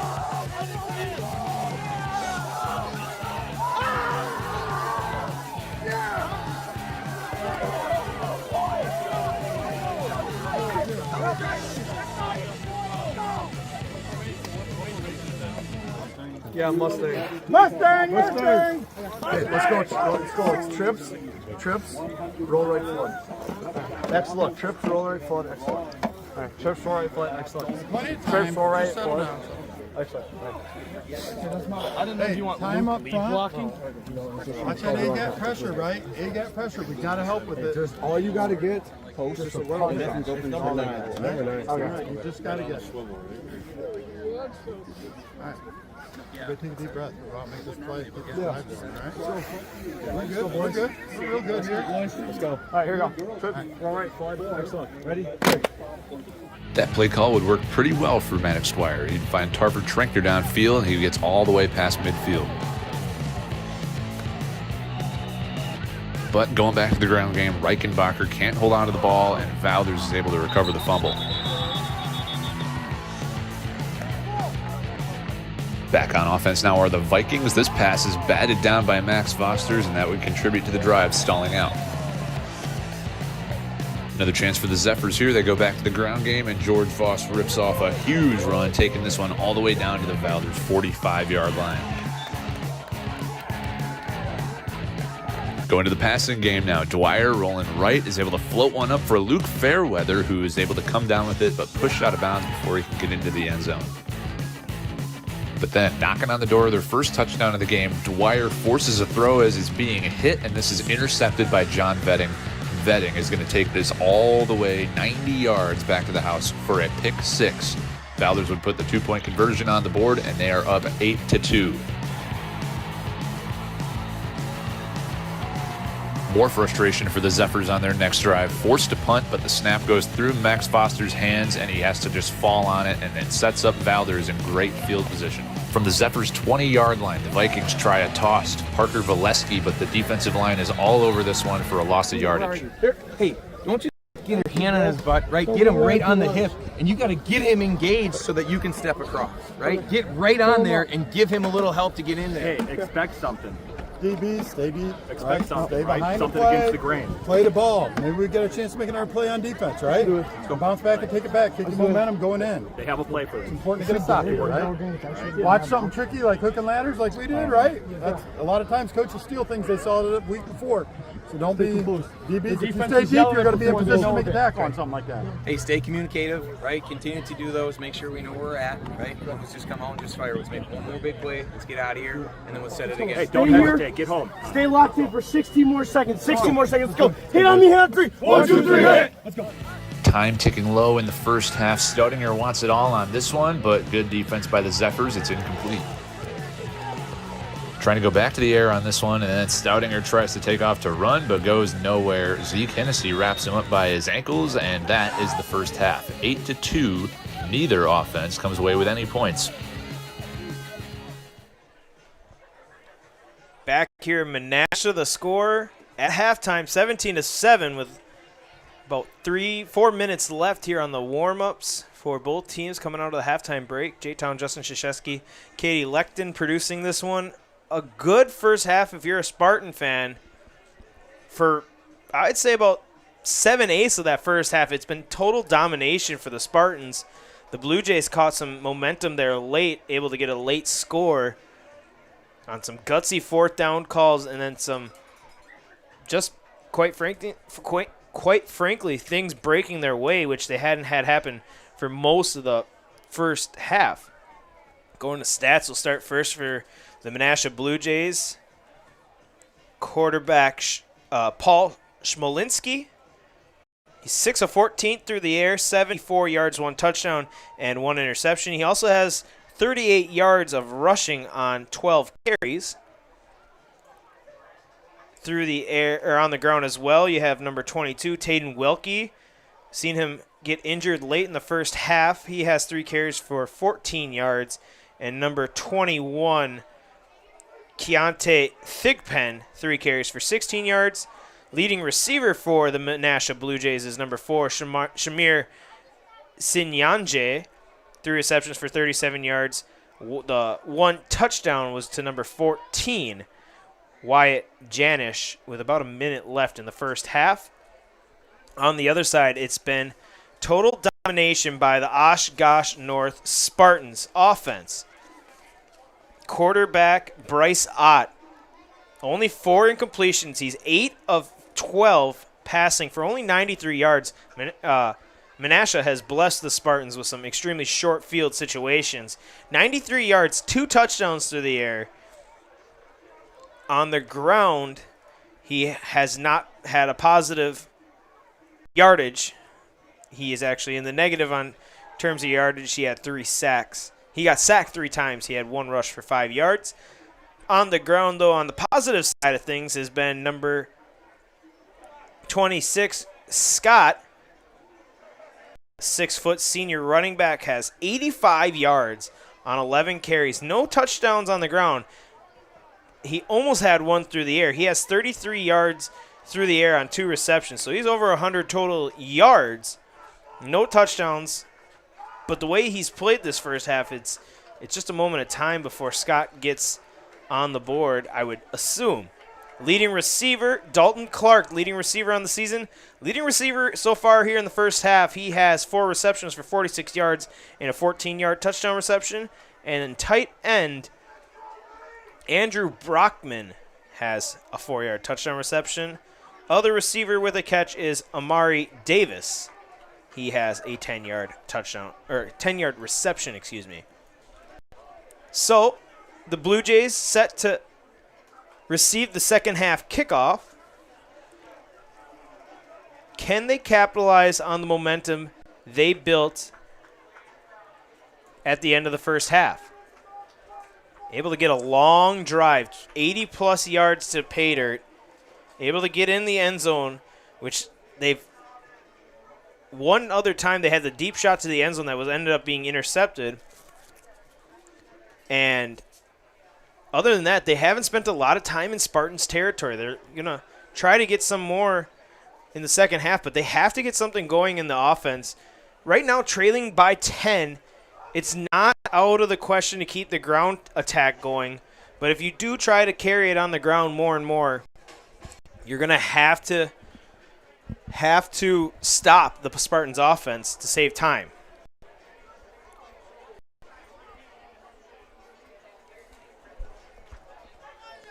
A lot of pressure on this Blue Jay team here to turn things around in the second half. Not out of it, but a lot of things need to still happen their way as the Spartans have been pretty dominant here in the first half.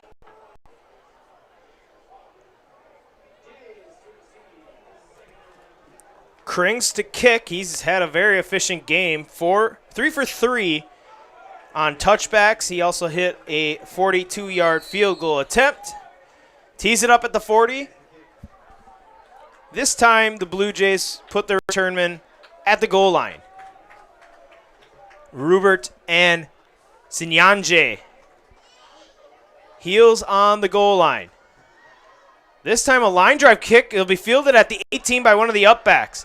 Good chance for a return here across the 35 and brought down. Good starting field position. A weird kick, a line drive kick. It looked like number 5 got it, Cameron Hahn. A line drive that the ball stayed vertical and had that side spin. That's not an easy one to catch. But he did, got upfield, got positive yardage, and is in a good spot for the Blue Jays. They'll start off with 2 receivers, 1 split to each side, flex tight end to the left, tailback directly behind Schmolinski in the pistol. Schmolinski going to take a shot on the first play. Deep ball and just out of the reach of the intended target, Jackson Ruber. You like the aggression coming out of halftime with a deep shot on the first play. Try to catch the Spartans lacking, but number 5, Jamad Thompson Schreck. Excuse me, number 6, Tyler Farnsworth. Great coverage. And just a little too much on that one from Schmolinski. Now in the shotgun. Will keep it himself on a power read, and he's got a good run. He's across the 50. He's got running room ahead of him. Across the 30 to the 20. Inside the 10 to the 5. It tripped up down inside the 5-yard line, and the Blue Jays are riding the momentum wave here. A big carry by Schmolinski.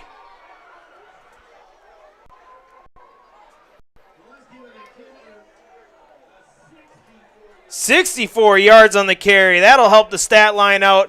Over 100 on the day now for him on the ground. First and goal from the 1-yard line. And the Blue Jays, just like that, a flip of the switch. And they're ready to punch one in. Spartans with a late sub coming out. It's how the game started for the Blue Jays. Double fullback behind the guard. Snap. Schmolinski keeps. End zone. Touchdown, Menasha. They double up here to start the second half. And they bring it to a 1-score game.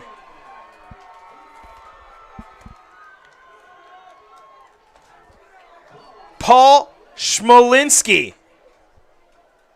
64 on 1 and finishes it off on a 1-yard touchdown, power ahead. And we're an extra point away from being a 3-point game. Albanil, the highlight colored cleats, on to kick.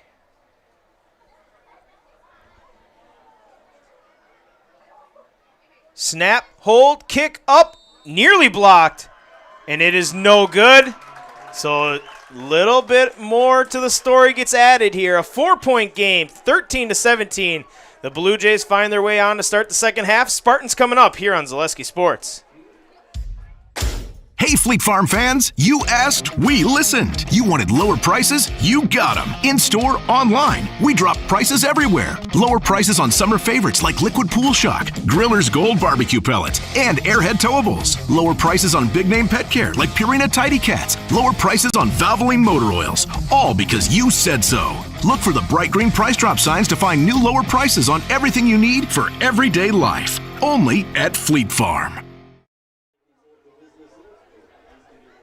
3-play, 65-yard drive for the Blue Jays to start the second half.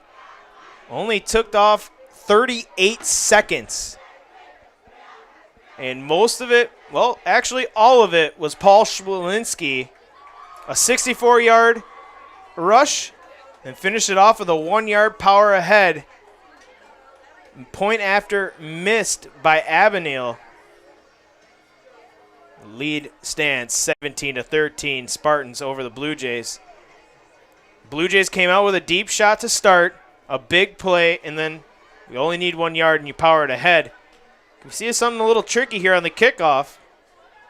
The Blue Jays with momentum, they're riding it here. Abanil the kick. 2 back to return, Clark and Davis, the returners for the Spartans. And it is a squibber. High bounce will get to the second, to the third level. Will be picked up around the 13-yard line, and down immediately goes number 14, Brendan Sawell, covered up by Clark. A good decision. He had to field it with his back turned to the gunners. And really, Menasha coming out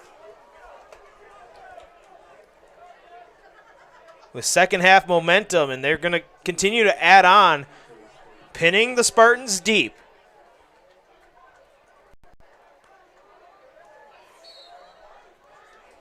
Bryce Ott, your turn. Slot left, lone receiver to the right, flexed off. Tight end to the right as well. Ott, deep drop, steps up in the pocket, now rolls left. He'll tuck it, breaks a tackle, and will slide down at the 23-yard line.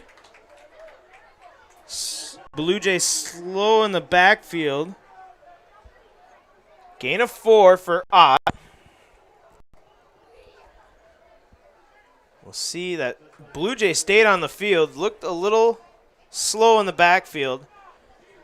We're talking in pregame how it's a little bit warmer than last week, significantly warmer than last week, and could that play into a cramping as the game goes along? Snap. Scott coming near side. Makes a man miss across the 30, have the first down, and a little bit more. Gain of 10 for Scott. First down Spartans. The offense doesn't look like it's lost much of their steam.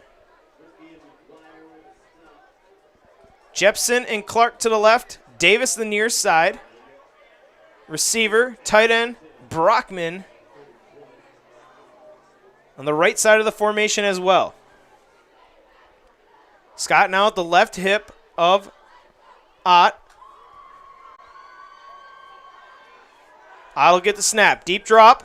Pressure coming. He'll roll, and he's got a lot of running room in front of him. He'll get the first down and some more. Across the 45. Across midfield. Sliding down. He is safely into Blue Jay territory.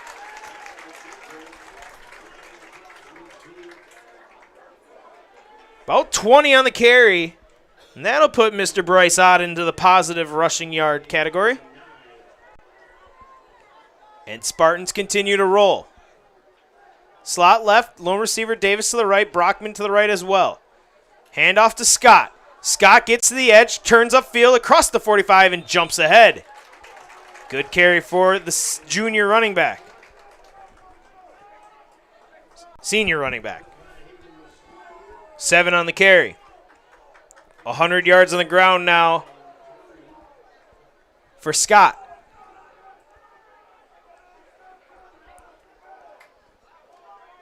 And quick to the line go the Spartans. Not slowing down here. 9:04. Hard count. Offsides. Free 5 yards. That's cool.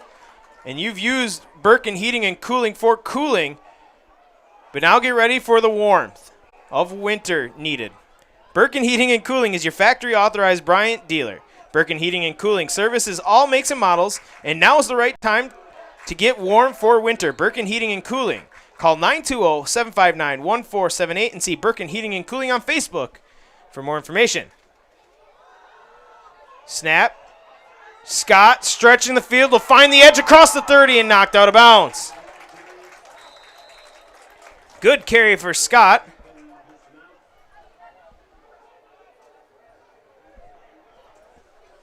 Where did he get marked out of bounds? At the 16-yard line.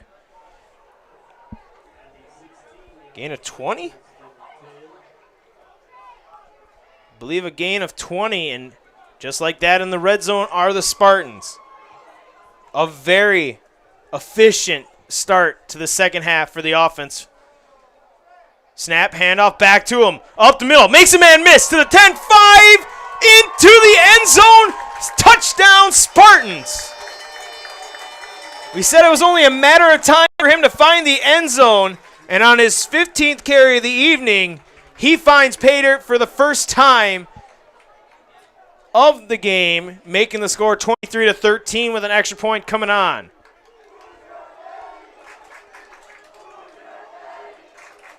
To make it an 11-point game, on comes Mason Krings.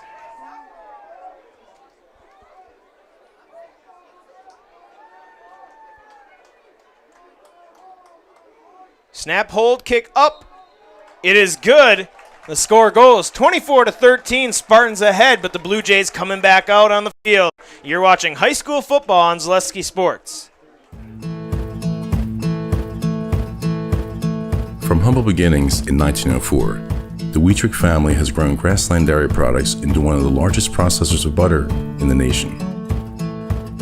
Based in Greenwood, Wisconsin, the family and its hundreds of employees continue their pursuit of providing high-quality products that can proudly be served in restaurants and homes across America.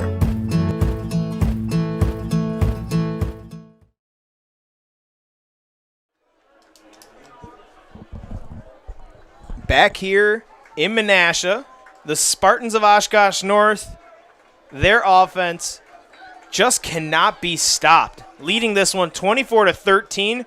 Jamari Scott, that was all him on that drive. He had 4 carries, 60-plus yards on that drive. Bryce Ott had a couple big carries as well, including a 20-yard scramble. And back up to a 2-score lead are the Spartans, 24-13 with 8:38 left here in the third quarter. Krings will not. Oh, no, this one will be returnable. The first returnable kick for the Blue Jays, and let's see what they can do. Brought down, slung down, an arm tackle, but a good tackle inside the 30 or 25-yard line. And what looked like it had potential for a good return by Sinyanje is still decent, but could have been a lot more. Menasha doubled down, got a score late in the first half, started the second half with a three-play scoring drive of 65 yards. Lost a little bit of momentum, and the Spartans came back on the field on offense. Can the Blue Jays find it back? In the gun, Schmolinski, running back to his right, will pull it in, will be sacked. Ball's loose! Loose ball in the backfield. It's still loose. Picked up Spartans ball inside the 10. The second fumble of the evening for Schmolinski. And the defense this time gets it. And I believe we have an injured Spartan. And we do. It looks like a cramp. They're stretching. We'll step aside for a quick break here on Zaleski Sports. Need a game plan that delivers marketing victories? Bear Performance Marketing is your full-service partner for strategic success. Offering comprehensive solutions that include brand development, social media marketing, branded products, and digital marketing. The goal is to streamline every aspect of marketing while maximizing results. With a focus on clear, transparent communication and a driven team ready to hustle, Bear Performance Marketing is your partner for marketing that outperforms the competition. Learn more at bearpm.com. This is my home. I've grown up here. My grandparents always took very, very good care of the house. They worked so hard their whole life to keep things nice. You want to make sure that you're getting the job done correctly. You know it's a dirty job, a big job. When I went out there expecting chaos, and I just saw people on their hands and knees, like they literally picked up everything. Whether it was garbage they left or whether it was garbage that was there. It was a top-tier experience.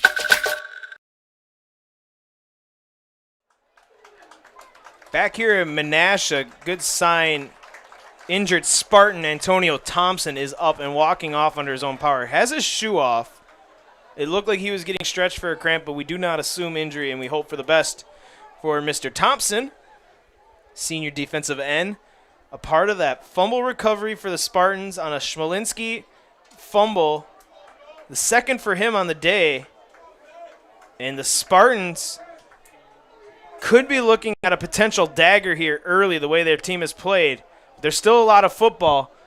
Ball marked at the 11-yard line, 1st and 10.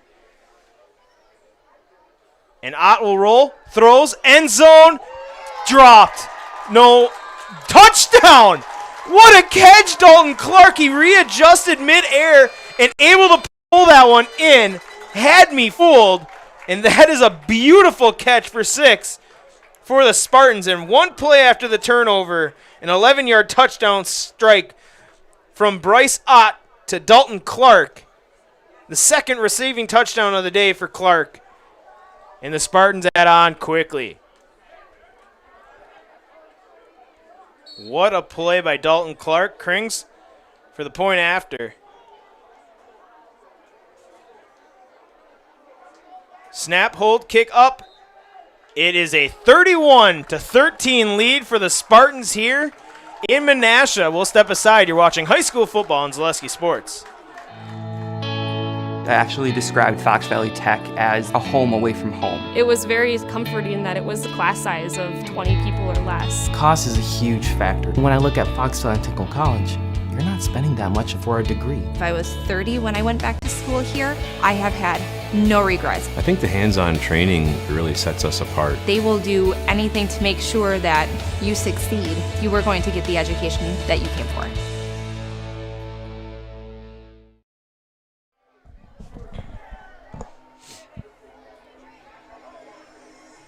Back here, a one-play 11-yard touchdown strike from Bryce Ott to Dalton Clark. Their second touchdown connection of the game. Point after good by Krings. Made the score 31-13. Spartans all over the Blue Jays here in a ranked matchup in Division II football. Let's call it Division II baseball. We're a long way. Thinking the Brewers, folks. I'm thinking the Brewers. A long ways from high school baseball. A ranked matchup between two Division II schools. Our Zaleski Sports Rankings has Spartans of Oshkosh North as 8, Menasha Blue Jays 14. But it's been all Spartans here. Krings going to have a sore leg after this one, as this one will be another muffed in the end zone and touchback. Another touchback. Is that 5 of 6 on touchbacks? I believe 5 of 6 for Krings on touchbacks. Very good average. You like that. We're talking in the break. An amazing catch by Dalton Clark. Could have been close. There's no replay here in high school football, but bobbled it, depending if his shoulder hit the ground. Nonetheless, a great catch by Clark. Fox Valley Tool and Die is a precision machine shop that supplies critical machine components for a range of customers, from Fortune 100 companies to local paper mills. Contact them today at 920-766-9455.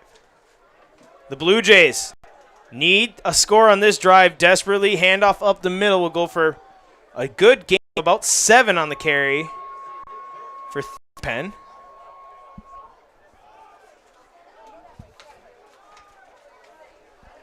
Gave him a 6, actually.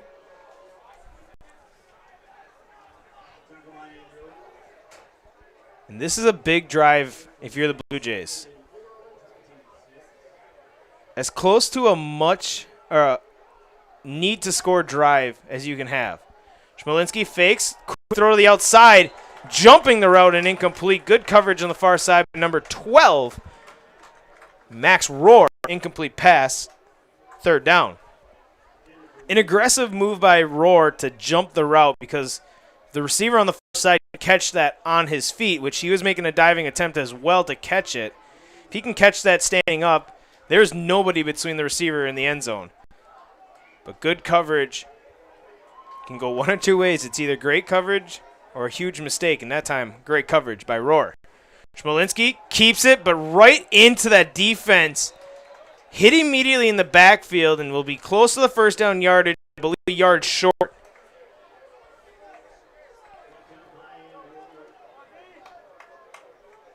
And it will be just short, so a gain of 3.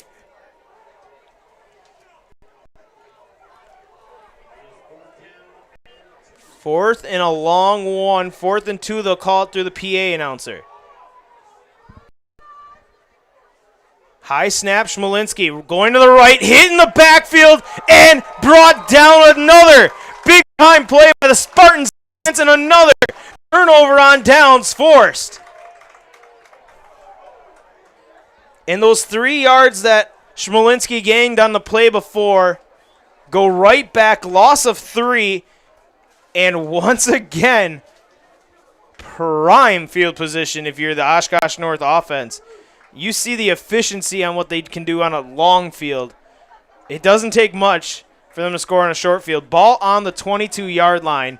Erdy leading 31-13 and looking to continue their dominance.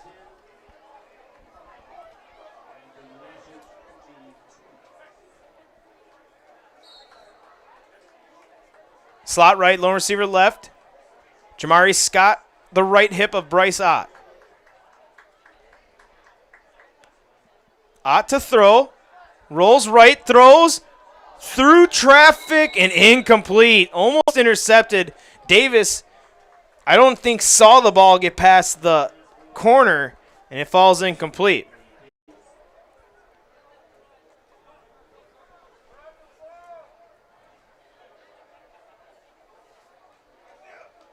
Out will check running back Jamari Scott. In will come Jamad Thompson Shrek.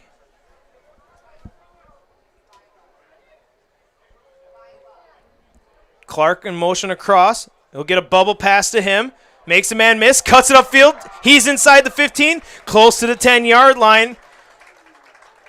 And will be just short. Haven't seen an indication of a first down. And there it is. First down. So gain of 10 to Clark on one of the easiest passes you'll see.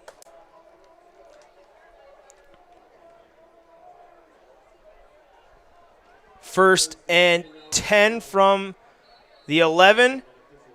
An official timeout. There's a Blue Jay on the ground. And he is up quickly. With a slight limp, he'll come off to the sidelines. And we talked about it was a significantly warmer week this week. Anybody who worked outside like I do definitely noticed it. Went from last week wearing sweatshirts to this week almost T-shirts the whole week. And that plays a factor. You normally see that early on in the season where players tend to cramp up. Seen it a lot here in week 3. Advantage Machine has invested in the Machine Center, machine tools, metal inventories, and our people. Advantage Machine offers first-class workplace to ensure the best quality and with our responsive customer service, fair pricing, and on-time delivery. Call 920-462-4427 and see Advantage Machine on Facebook for more information. Snap, handoff, back to Jamari Scott. He is back in the end zone. Touchdown, Spartans, one more time. Another 11-yard touchdown run for Scott. Back-to-back carries for him for touchdowns. And the Spartans poured on a little bit more. Pushing the lead, 37-13 with 6:20 left here in the third quarter.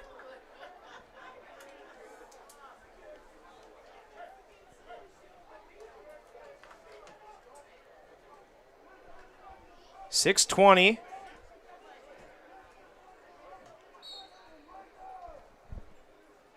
Looking to go up by 25. Kriggs, the point after. Snap high, bumbled, loose ball on the ground, and will be recovered by a Spartan offensive lineman. So little miscommunication there on the special teams unit. The score will stand 37-13. We'll step aside. You're watching Oshkosh North Football on Zaleski Sports.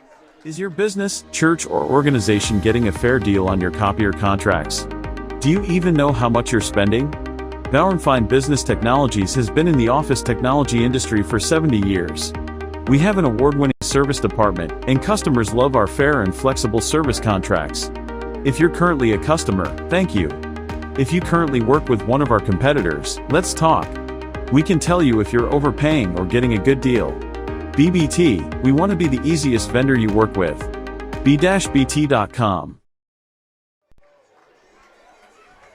We're back here in Menasha. The score stays at 37-13. A little mishap on the extra point attempt. The high snap through the holder's hands. No return for the Menasha Blue Jays to get a chance at getting points. Score stays 37-13 with 6:20 left here in the third quarter. Kriggs to kick it off. I don't think there's a record for amount of touchbacks in a game, but if there was, he's got to be close to it. I believe he has 5 of 6. And this one will be returnable. Got it down to the 2. His leg must be getting a little bit tired. Samanje to the far side, across the 25 to the 27 and brought down. Tackle made by number 9, Trey Chapman.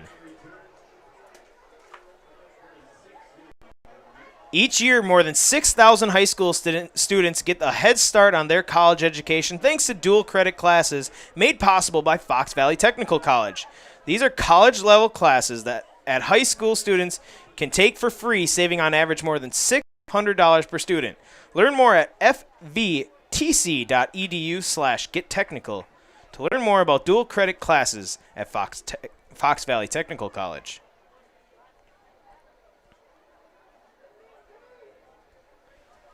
Out come the Blue Jays, trailing 13-37. Smolinski. A couple of turnovers here in the second half has hampered the offense of the Blue Jays. A good carry here, though, by Thigpen, who gets to the 35-yard line.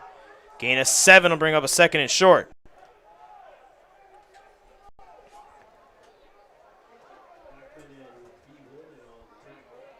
This Spartan defense, even for allowing 2 touchdowns, has been dominant. The defense for the the Spartans averaging 14 points per game. As of right now, they can keep that average dropping. Has been dominant. 3 turnovers for a couple fumbles. Up the middle go the Blue Jays with Thigpen, and he'll have the first down. Actually, only 2 turnovers here. 1 interception, 1 fumble. There was a fumble on the punt that was recovered by the Blue Jays, turned into a turnover on downs, and then there were a couple other turnover on down situations.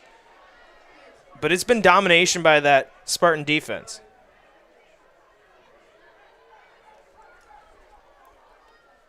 But the Blue Jays have been able to find some chinks in the armor. And starting to drive here. Handoff up the middle and hit immediately as Thigpen and brought down a loss on the carry. First man in there is number 69, Cole Mizowski. Excuse me, almost called him Mizerowski. Mizowitz. Loss of 2 for Thigpen. Second and long, Blue Jays. 1 receiver split to each side, tailback in the pistol, loaded pistol to the right. Deep ball goes to the far side, diving attempt and just off the hands, incomplete. A great attempt on the far sidelines on a diving catch. Smolinski put that one right on the dot, but just a little too much on it. Intended target is number 19, Hayden McGuire. And that was a beautiful ball and just too much on it. Incomplete, 3rd and 11. 3rd and 12 for the Blue Jays.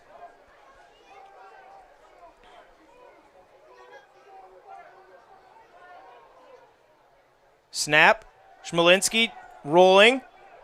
Looking deep. Flag flies. Ball. Jump ball. Tipped and incomplete. And I believe we'll have a hold here, but we'll see. I'm assuming if it is a hold, you will decline it and force a 4th and 11. You also could accept it and make it 3rd and 21 plus. And it is a hold on Menasha.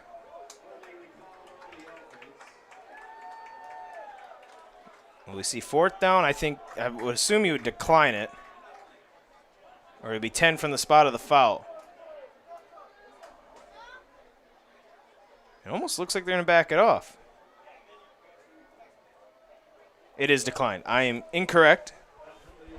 Pass stands as an incomplete pass. That was the 18th pass attempt for Smolinski.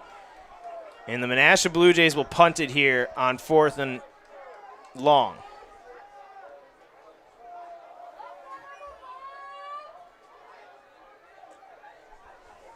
Back deep to return is Max Rohr. To punt is number 4, Sinyanje. He has had a fake, I believe, on his only punt attempt earlier, or first punt attempt. Late sub coming in for the Blue Jays.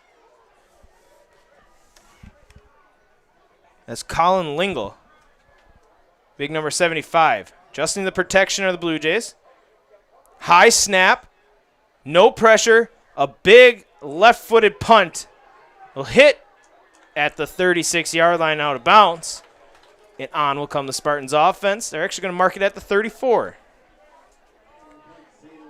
Travel Leaders Discovery specializes in creating personalized, unforgettable, and stress-free travel experiences for individuals, families, and groups of all sizes. Travel Leaders Discovery is a full-service agency booking beach vacations, cruises, hotel-only, air hotel, Disney, house rentals, business travel, romantic travel, and family vacation. Anywhere you want to go, they have you covered. Call Travel Leaders Discovery at 833-TL-TRIPS or visit them at tltrips.com for more information. First and 10, Spartans from their 34-yard line. Snap, handoff. New running back in there is number 9. New running back is Trey Chapman, his first carry of the game. Starting to see the subs coming in for the Spartans. Gain of 1 for Chapman. Give him 2. Makes it a 2nd and 8. Still see Bryce Ott in there at quarterback. Couple new receivers. Leading 37-13 with 3:35 in the third quarter. Slot left, lone receiver to the right. Snap. Going with Chapman one more time. Up the middle, pushing the pile, and gets to the 40. Jump just short of the 40 to the 39. And bring up a third down. Third and a long 5 here for the Spartans.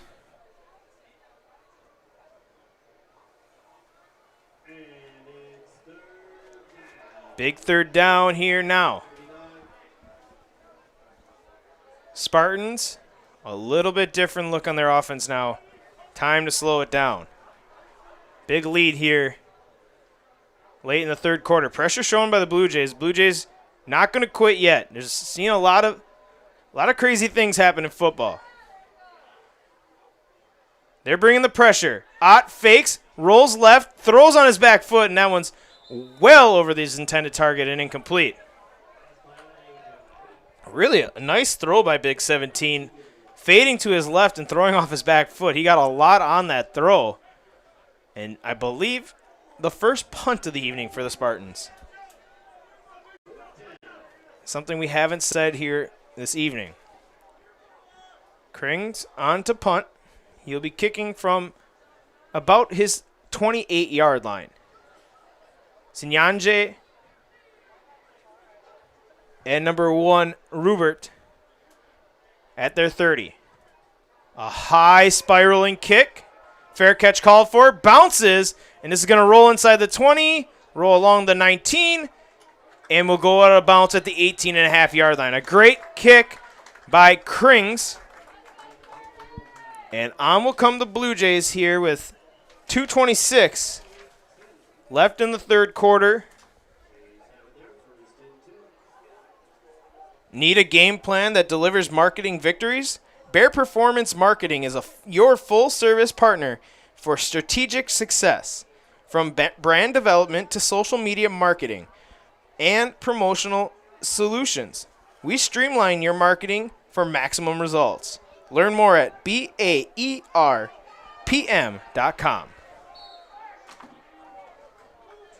First and 10, Blue Jays, and they're in their empty shotgun set.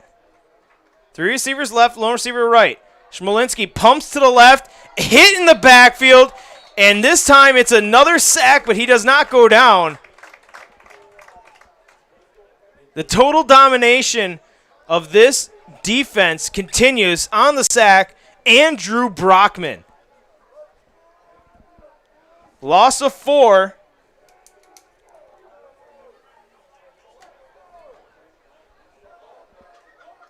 This defense, if I could pick an entire defensive front to be a player of the game, you look at this Spartans defensive front.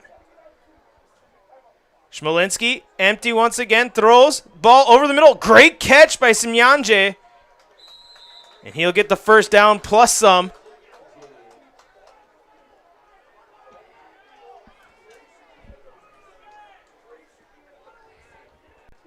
$20 on the reception. 57 yards on 4 catches for Sinyanje.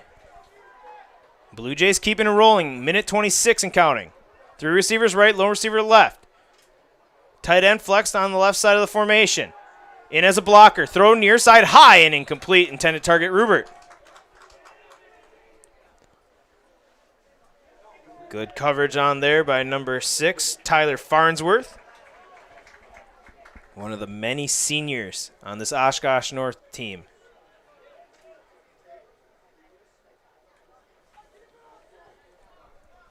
(37-13), a minute 17 left here in the third quarter.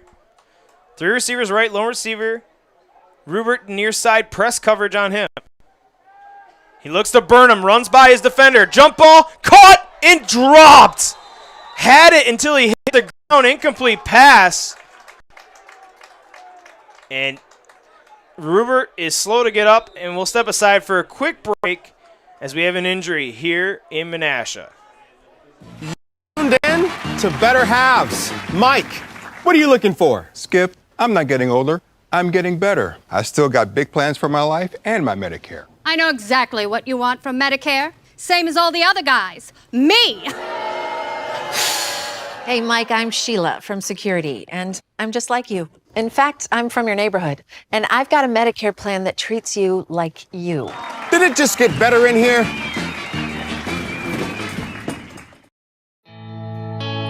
I actually described Fox Valley Tech as a home away from home. It was very comforting that it was a class size of 20 people or less. Cost is a huge factor. When I look at Fox Valley Technical College, you're not spending that much for a degree. If I was 30 when I went back to school here, I have had no regrets. I think the hands-on training really sets us apart. They will do anything to make sure that you succeed. You are going to get the education that you came for.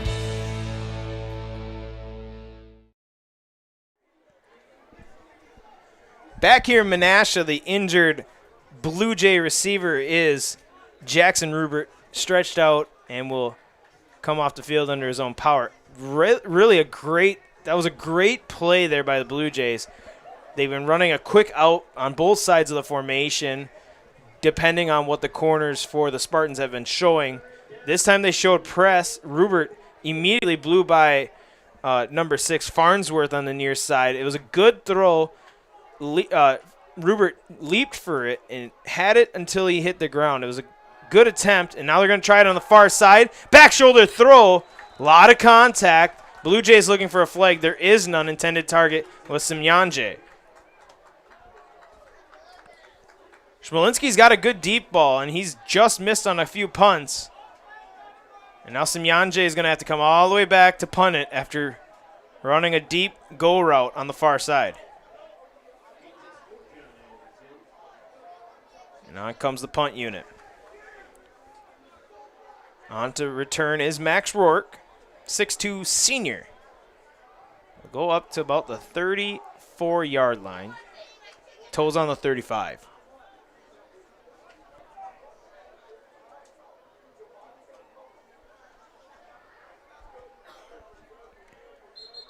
And we have whistles. An official now. Blood, I believe. Or taking out. Official touched his face. And then it looked like Thompson Schreck rebuckled his chin strap, but I don't think that's what it was. And maybe it is. I see him talking on the sideline. Maybe his chin strap came undone. High snap. Rolling to the left and getting the kick away, Simyanje. Hits at the 33, inside the 30, and will be out of bounds right around there.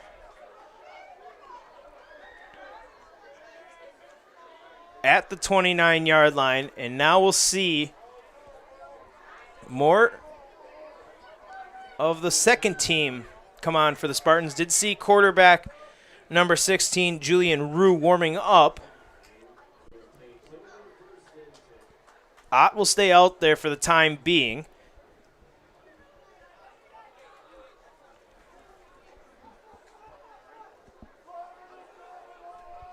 .57 seconds left here in the third quarter. Could be the last drive for the first teamers. Snap. Ott, deep drop, time. rolling left now, plants his feet and reverses field. Gets tripped up and down he goes at the 20-yard line. Big play there by number 3, Eddie Valles Fuentes. Late diving on was number 90, Elijah Phillips. A couple of the offensive linemen took offense to that, understandably so. I don't think there was any ill intent on that. Ott tried to do a little too much with his feet and ends up losing 10. 20 seconds left on the game clock. Ott changes the play at the line. Scott, the running back, to his left hip, slot left, lone receiver right is Davis. Ott, quick throw to the far side. He's got Clark. Clark across the 20 to the 25 and out of bounds just short of the 30-yard line, about where the original line of scrimmage was.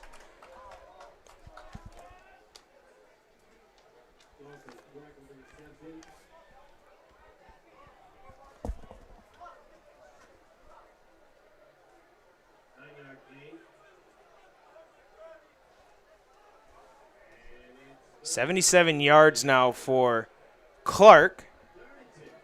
2 touchdowns reception, 77 on 7. 3rd and 10 now for the Spartans. 5 seconds, clock stopped, player went out of bounds. Ott fakes the handoff, rolling to the right. Now has to put some speed on it. Throws a jump ball. He has Clark wide open, and Clark out jumps everybody, catches it. He's got room to run inside the 20, 10, 5. Touchdown Spartans! What a play! 71 yards! The 3rd touchdown of the evening for Clark.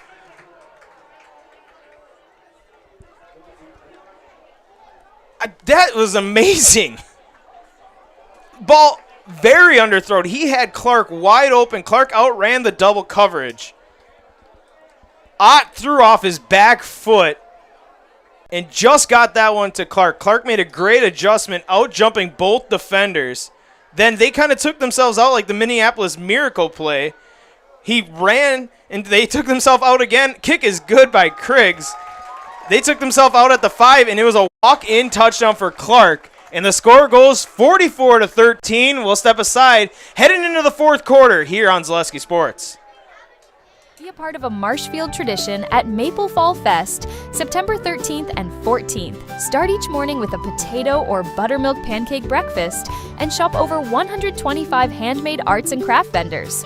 Also, make sure to check out the Kids Zone, yummy food court with maple specialties, beer garden, and a comedic grilling show with TV's Mad Dog and Meryl. Don't miss the 33rd Annual Maple Fall Fest, Saturday and Sunday, September 13th and 14th at Wildwood Park and Zoo in Marshfield. Learn more at visitmarshfield.com and follow us on Facebook.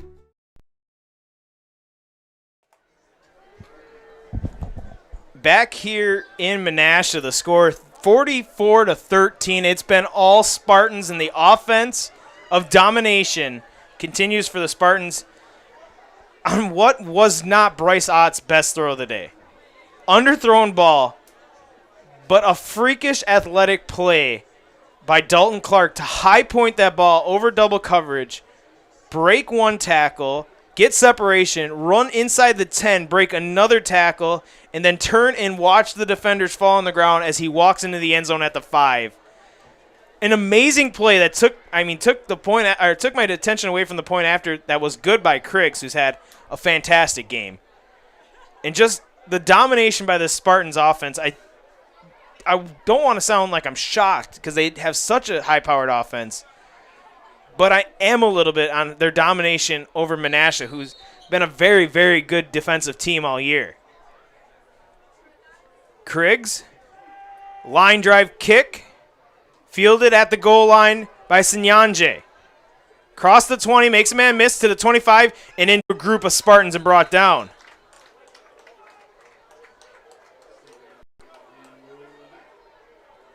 Just domination on both sides.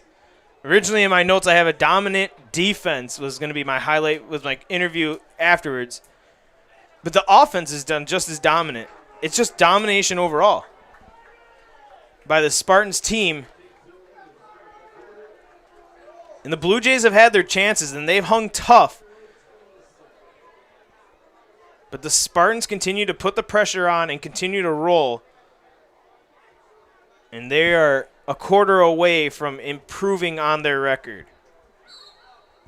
Blue Jays still have 11 minutes and 54 seconds to put on a performance here and make this a little bit closer. Schmalinski rolls, dumps it, and incomplete. The defense makes another big play. Andrew Oler tips that one and knocks it down. 6'7" senior. Oshkosh is extremely tall. I'm not. I'm hoping I don't have to interview a very tall player like a 6'7" player because it'll be a little embarrassing. But, I mean, that's something in the water at Oshkosh North. Very, very tall offensive players. That's part of the reason why they have a very good basketball team as well.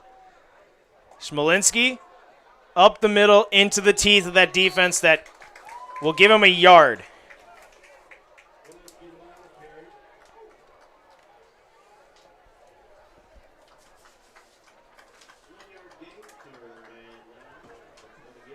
.11:30 and counting here.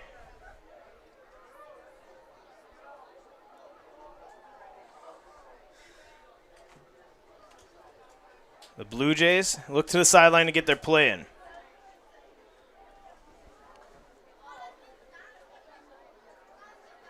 And what you want to do when you play a run team, we talked about it a lot in the pregame and early on in the game, is when you can get ahead of them and force them to throw the ball, that's what you want to do. And Schmalinski looking to throw here. Has a man crosser. Intercepted, though.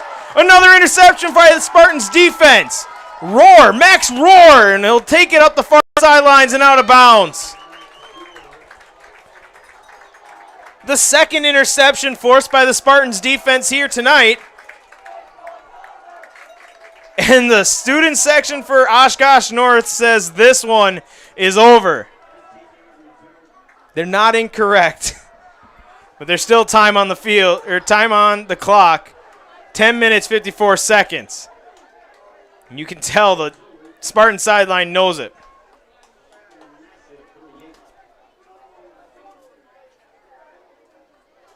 And now will come on the second unit for the Spartans, led by quarterback Julian Rue, sophomore quarterback. Running back Thompson Schreck will be on his right hip.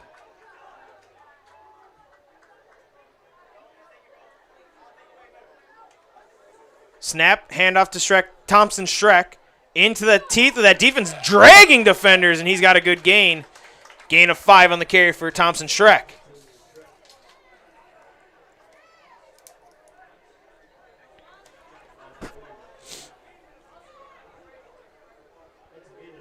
Stick around after the game. We will have our Nasonville Dairy post-game show.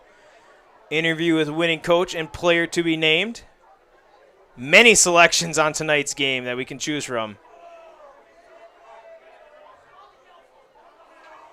Snap low, but fielded by Rue. Handoff to Thompson Schreck, and he'll bowl over for a first down yardage to the 25-yard line. Gain of 8. Now imposing the will on the ground are the Spartans. Jamad Thompson Schreck. A few carries early. Going to get the bulk of them here in the fourth quarter, excuse me.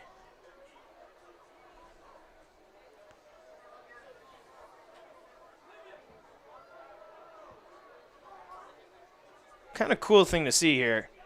Like I said, I have not seen a lot of Oshkosh North football. I'm primarily our snap handoff to Thompson Schreck. Oh, makes a man miss. Good move on the far side. We'll get to the 20. Gain of 3.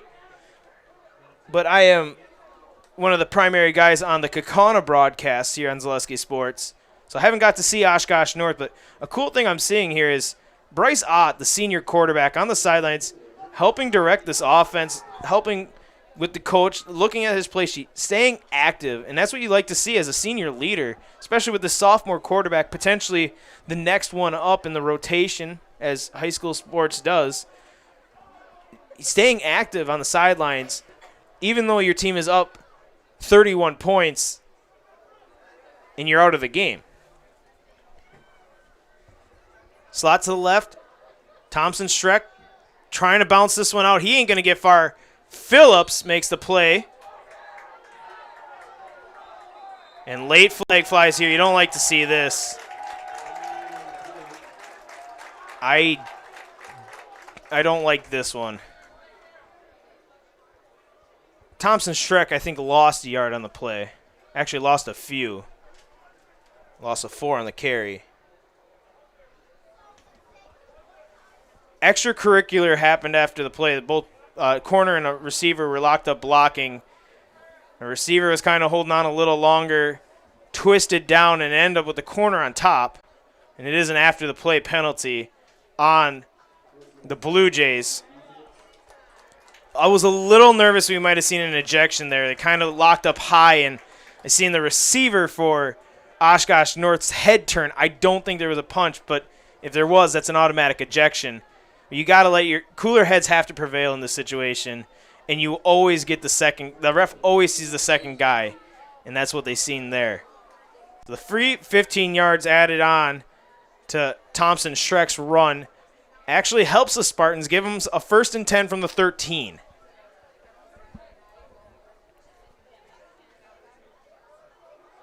Rue, the quarterback, gets the play call from the sideline, and they look to the sideline for the head coach or offense coordinator to give them the okay to start the cadence, as they're going to take as much of the game clock and play clock as they can. Official indicates play clock running down. Julian Rue starts the cadence. Handoff, Thompson Streck hitting the backfield. Spins out of the tackle, though. Across to the 10-yard line, and a great move to get positive yardage, and he's slow to get up.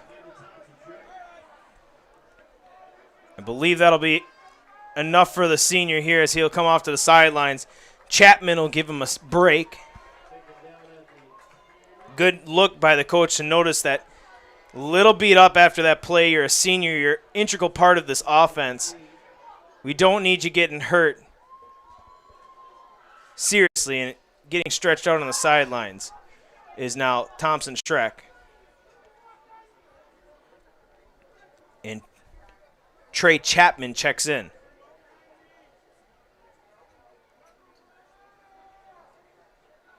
Hard count, nothing. No jump. Game clock inside 7:05, play clock. Just barely got the play off before the end. Now Chapman bounces it to the outside and will end up losing yardage. Loss of the 2 yards from the previous play. Brings up a 3rd and 10.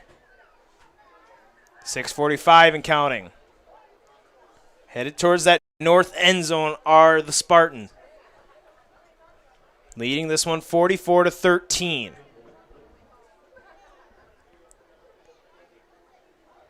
It's where the game definitely slows down, and I kind of wish I saved a read for these moments. Julian Rue runs to the near hash, gets the play call, runs it in, checks with his offense, and sets it up here. 3rd and 10, ball marked at the 12-yard line.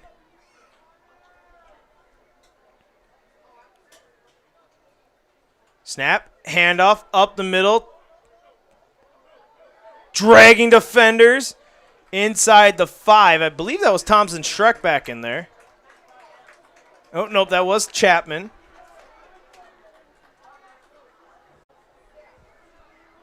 Gain of 5 will bring up a 4th and 5 here. From the 6. We're going to give it actually a 4th and 4 from the 6. And Krings will be on for the point after. Or, excuse me. So used to calling it the point after. He's on for a second field goal attempt.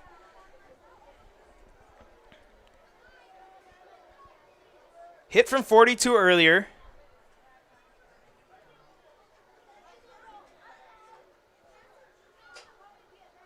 Kick up, and he is good from 18. That makes the score 47-13. We'll step aside for a short break. You're watching high school football on Zaleski Sports. At Ridgestop Exteriors, we're more than your average home improvement company. We're your neighbors, and for over 20 years, we've been trusted and proudly serving right here in your community.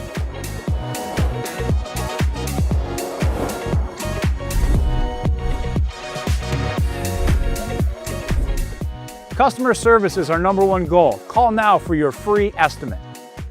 Ridgetop Exteriors. Back here in Menasha, the 23-yard field goal good by Kriggs, Mason Kriggs, one of basically every aspect of this game. Offense, defense, and special teams dominance from the Spartans from Oshkosh North, leading the one 47-13 over the Menasha Blue Jays. On for another kickoff. This leg is going to need some serious ice after this one. Line drive kick will be fielded at the goal line by Rupert. Jackson Rupert into a pile at the 20, drives forward, pushing the pile to the 25, and now the pile reverses field and will go backwards.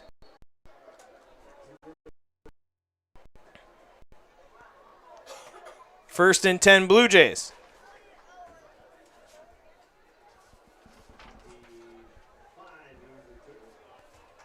Stick around for the Nasonville Dairy post-game show that will happen after the conclusion of this game. We'll have interview with Coach Luke Ott and player to be named. There's a few chances. I have one chosen, but I'm not for sure. Schmalinski still in at quarterback. He'll hand it off. Off the right side they go. Into a pile and brought down. An official number on that one is number 36. First carry for Carter Ratu.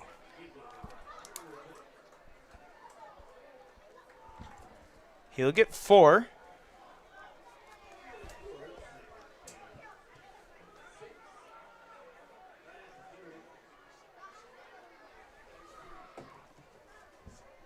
Quick, and here go Schmalinski once again, hand off.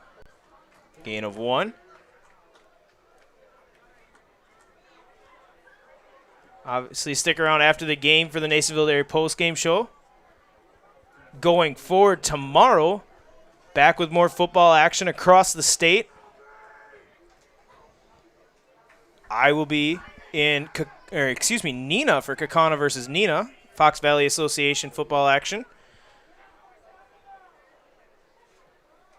Handoff up the middle once again for a minimal gain. The Spartans' defense continues to be dominant. No gain on the play. This is what I was looking for. 18 football games, and I'll actually save it for after a break. Injured Spartan will step aside. Are you ready to give your kids a head start on smart money habits? With Abbey Bank's Bright Future Checking, kids and teens can learn to manage money with you right by their side. They get their own debit card, and you can keep an eye on spending with easy-to-use mobile banking and card controls. The Bright Future Checking account has no fees, no minimum balance, and kids get a bonus after the first deposit is made. Give your child the power of independence. Stop in or visit abbeybank.com to get started. Abbey Bank is member FDIC. Hey, Fleet Farm fans, you asked, we listened. You wanted lower prices? You got them. In-store, online. We drop prices everywhere. Lower prices on summer favorites like Liquid Pool Shock, Griller's Gold Barbecue Pellets, and Airhead Towables. Lower prices on big name pet care like Purina Tidy Cats. Lower prices on Valvoline motor oils. All because you said so. Look for the bright green price drop signs to find new lower prices on everything you need for everyday life. Only at Fleet Farm. Back here in Menasha, injured Spartan was number 7, Byron Little. He'll run off the field, and he was going to turn back to go to the huddle, but he does have to come off for a play due to the injury. 4th down and 5. Menasha on to punt. Nobody back deep to return for the Spartans. Essentially, I don't know if that's by design, but if it is, it's just to let the ball roll and eat as much clock as you can. That's a good punt by Simyanje. It'll roll all the way down to the 20-yard line and actually not get inside the 20. It'll be right at the 20-yard line. This was the stat I was looking for. Our friends on the Facebook of Zaleski Sports say it is a new world record, pending, of course, Guinness. But 18 football games, 17 of them tomorrow, covering 36 cities across the state of Wisconsin on Zaleski Sports. We cover it all here at Zaleski Sports. We have tons of volleyball action on tonight, football, every sport you can think of, we cover it. We have a full slate of games tomorrow. Mosinee at Lakeland, Wapaka at Fox Valley Lutheran, Superior at Eau Claire North, McQuantico versus Oconomowoc, Neilsville Granton at Durand, Arkansas, Marathon at Amherst, Colby at Loyal Greenwood, Stratford Wittenberg Burnwood. Handoff going off the left side, flag flies. Chapman on the carry. I believe they'll be coming back for a hold. My game, Kaukauna at Neenah, Grantsburg at Cadott, Pacelli at Abbotsford, Iola Scandinavia at Assumption, Marquette Academy of Illinois at Edgar. Interesting. At DeForest. Okay, that confused me for a second, but yeah, Marquette Academy will take on perennial Central Wisconsin powerhouse Edgar in DeForest. Wausau West will be playing DC Everest, a crosstown rival. Eau Claire Memorial at Marshfield, Wisconsin Rapids at Stevens Point, and Niagara at Newman. Holding penalty marked off. Half the distance to the goal, essentially. Will make up 2nd and 20 from the 10. 3:08 left in this one, clock running. A dominant performance from this Oshkosh North Spartan team.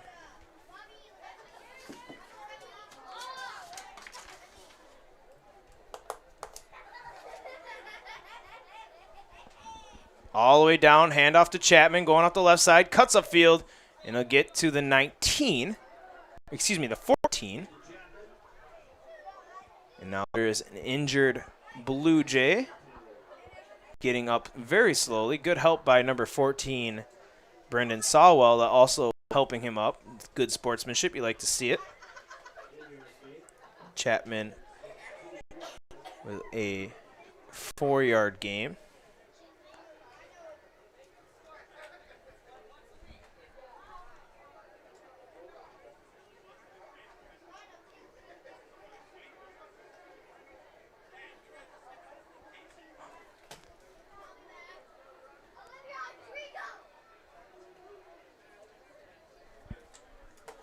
Jewell taking the play clock all the way down. 2nd and 16 here. High snap, handoff, Chapman. Cuts it up the middle. Will get back to the line of scrimmage. No gain on the play.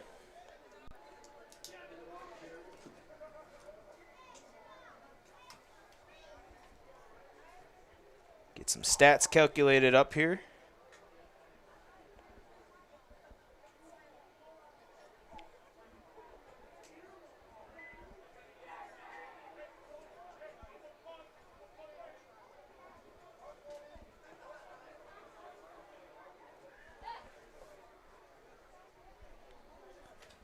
Play clock running down to 11 or 10-11.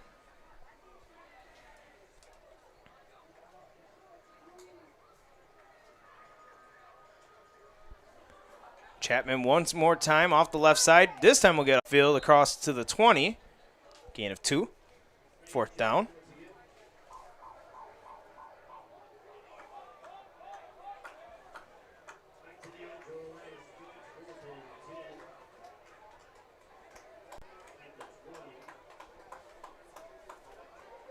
My stats, of course, are unofficial. Got 195 yards through the air for Bryce Ott on 18 pass attempts. He has 4 touchdowns. Very efficient, only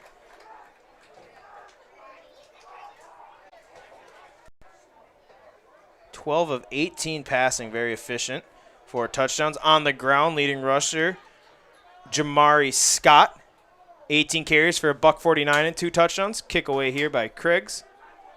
Will hit at the 50 and roll sideways and roll back and downed by number 14, Brendan Sawell. Through the air, catching the ball. A big night for, I'm going to call it here, the Nasonville Dairy Player of the Game because there is only 4 seconds. Nasonville Dairy Player of the Game is number 11, Dalton Clark. 8 catches, a $148 and 3 touchdowns. So I'll have a coach interview with Mr. Luke Ott and player of the game, Dalton Clark. After this final snap here from Menasha, I'll head down to the field. We'll have that interview.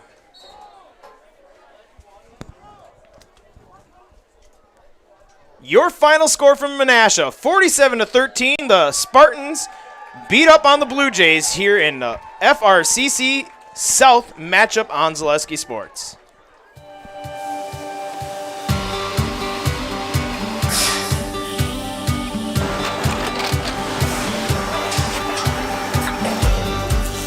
Good day. My name is Ken Hyman, and welcome to Nasonville Dairy here in central Wisconsin, Marshfield, Wisconsin, as a matter of fact. Nasonville Dairy actually goes back to 1885. We are the oldest plant in Wood County. When our father brought us here in the early 1960s, we ran 7,500 pounds of milk a day. We now run 1.8 million pounds of milk a day. We buy dairy milk from 200 dairy farmers here in central Wisconsin, produce it, and ship it all over the world.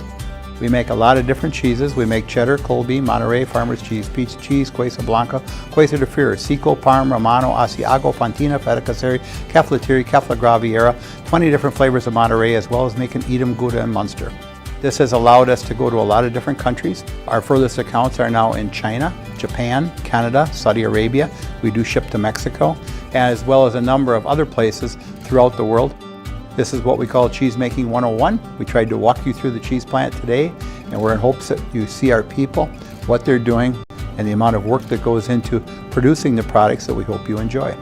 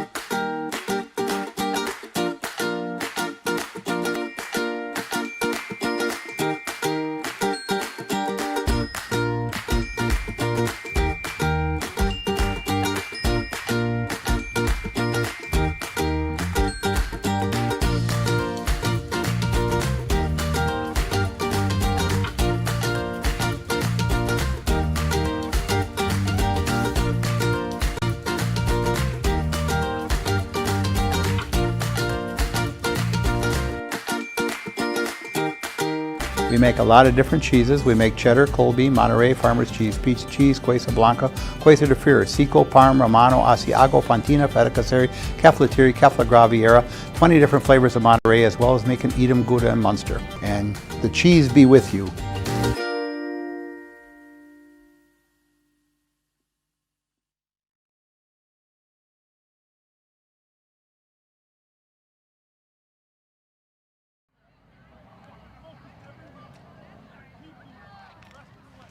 Down here on the field for the Nasonville Dairy postgame show, the Spartans victorious 47-13 on a big game for every aspect of the game. Special teams, defense, and offense dominating over the Menasha Blue Jays. Spartans wrapping up their postgame speech. And get Coach Ott over here.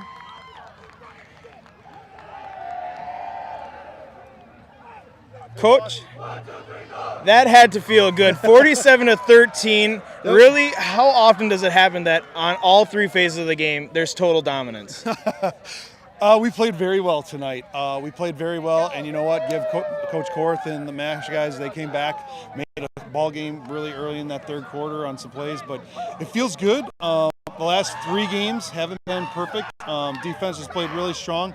Offense was so-so. Special teams did fairly good things, but tonight we came to play, and I gave them tomorrow off and Saturday off just because, you know what? Our coaching staff does a great job of getting these guys ready, and this is a very mature group of kids that understand that we can have 2 days off, but come Sunday we're back to 0-0.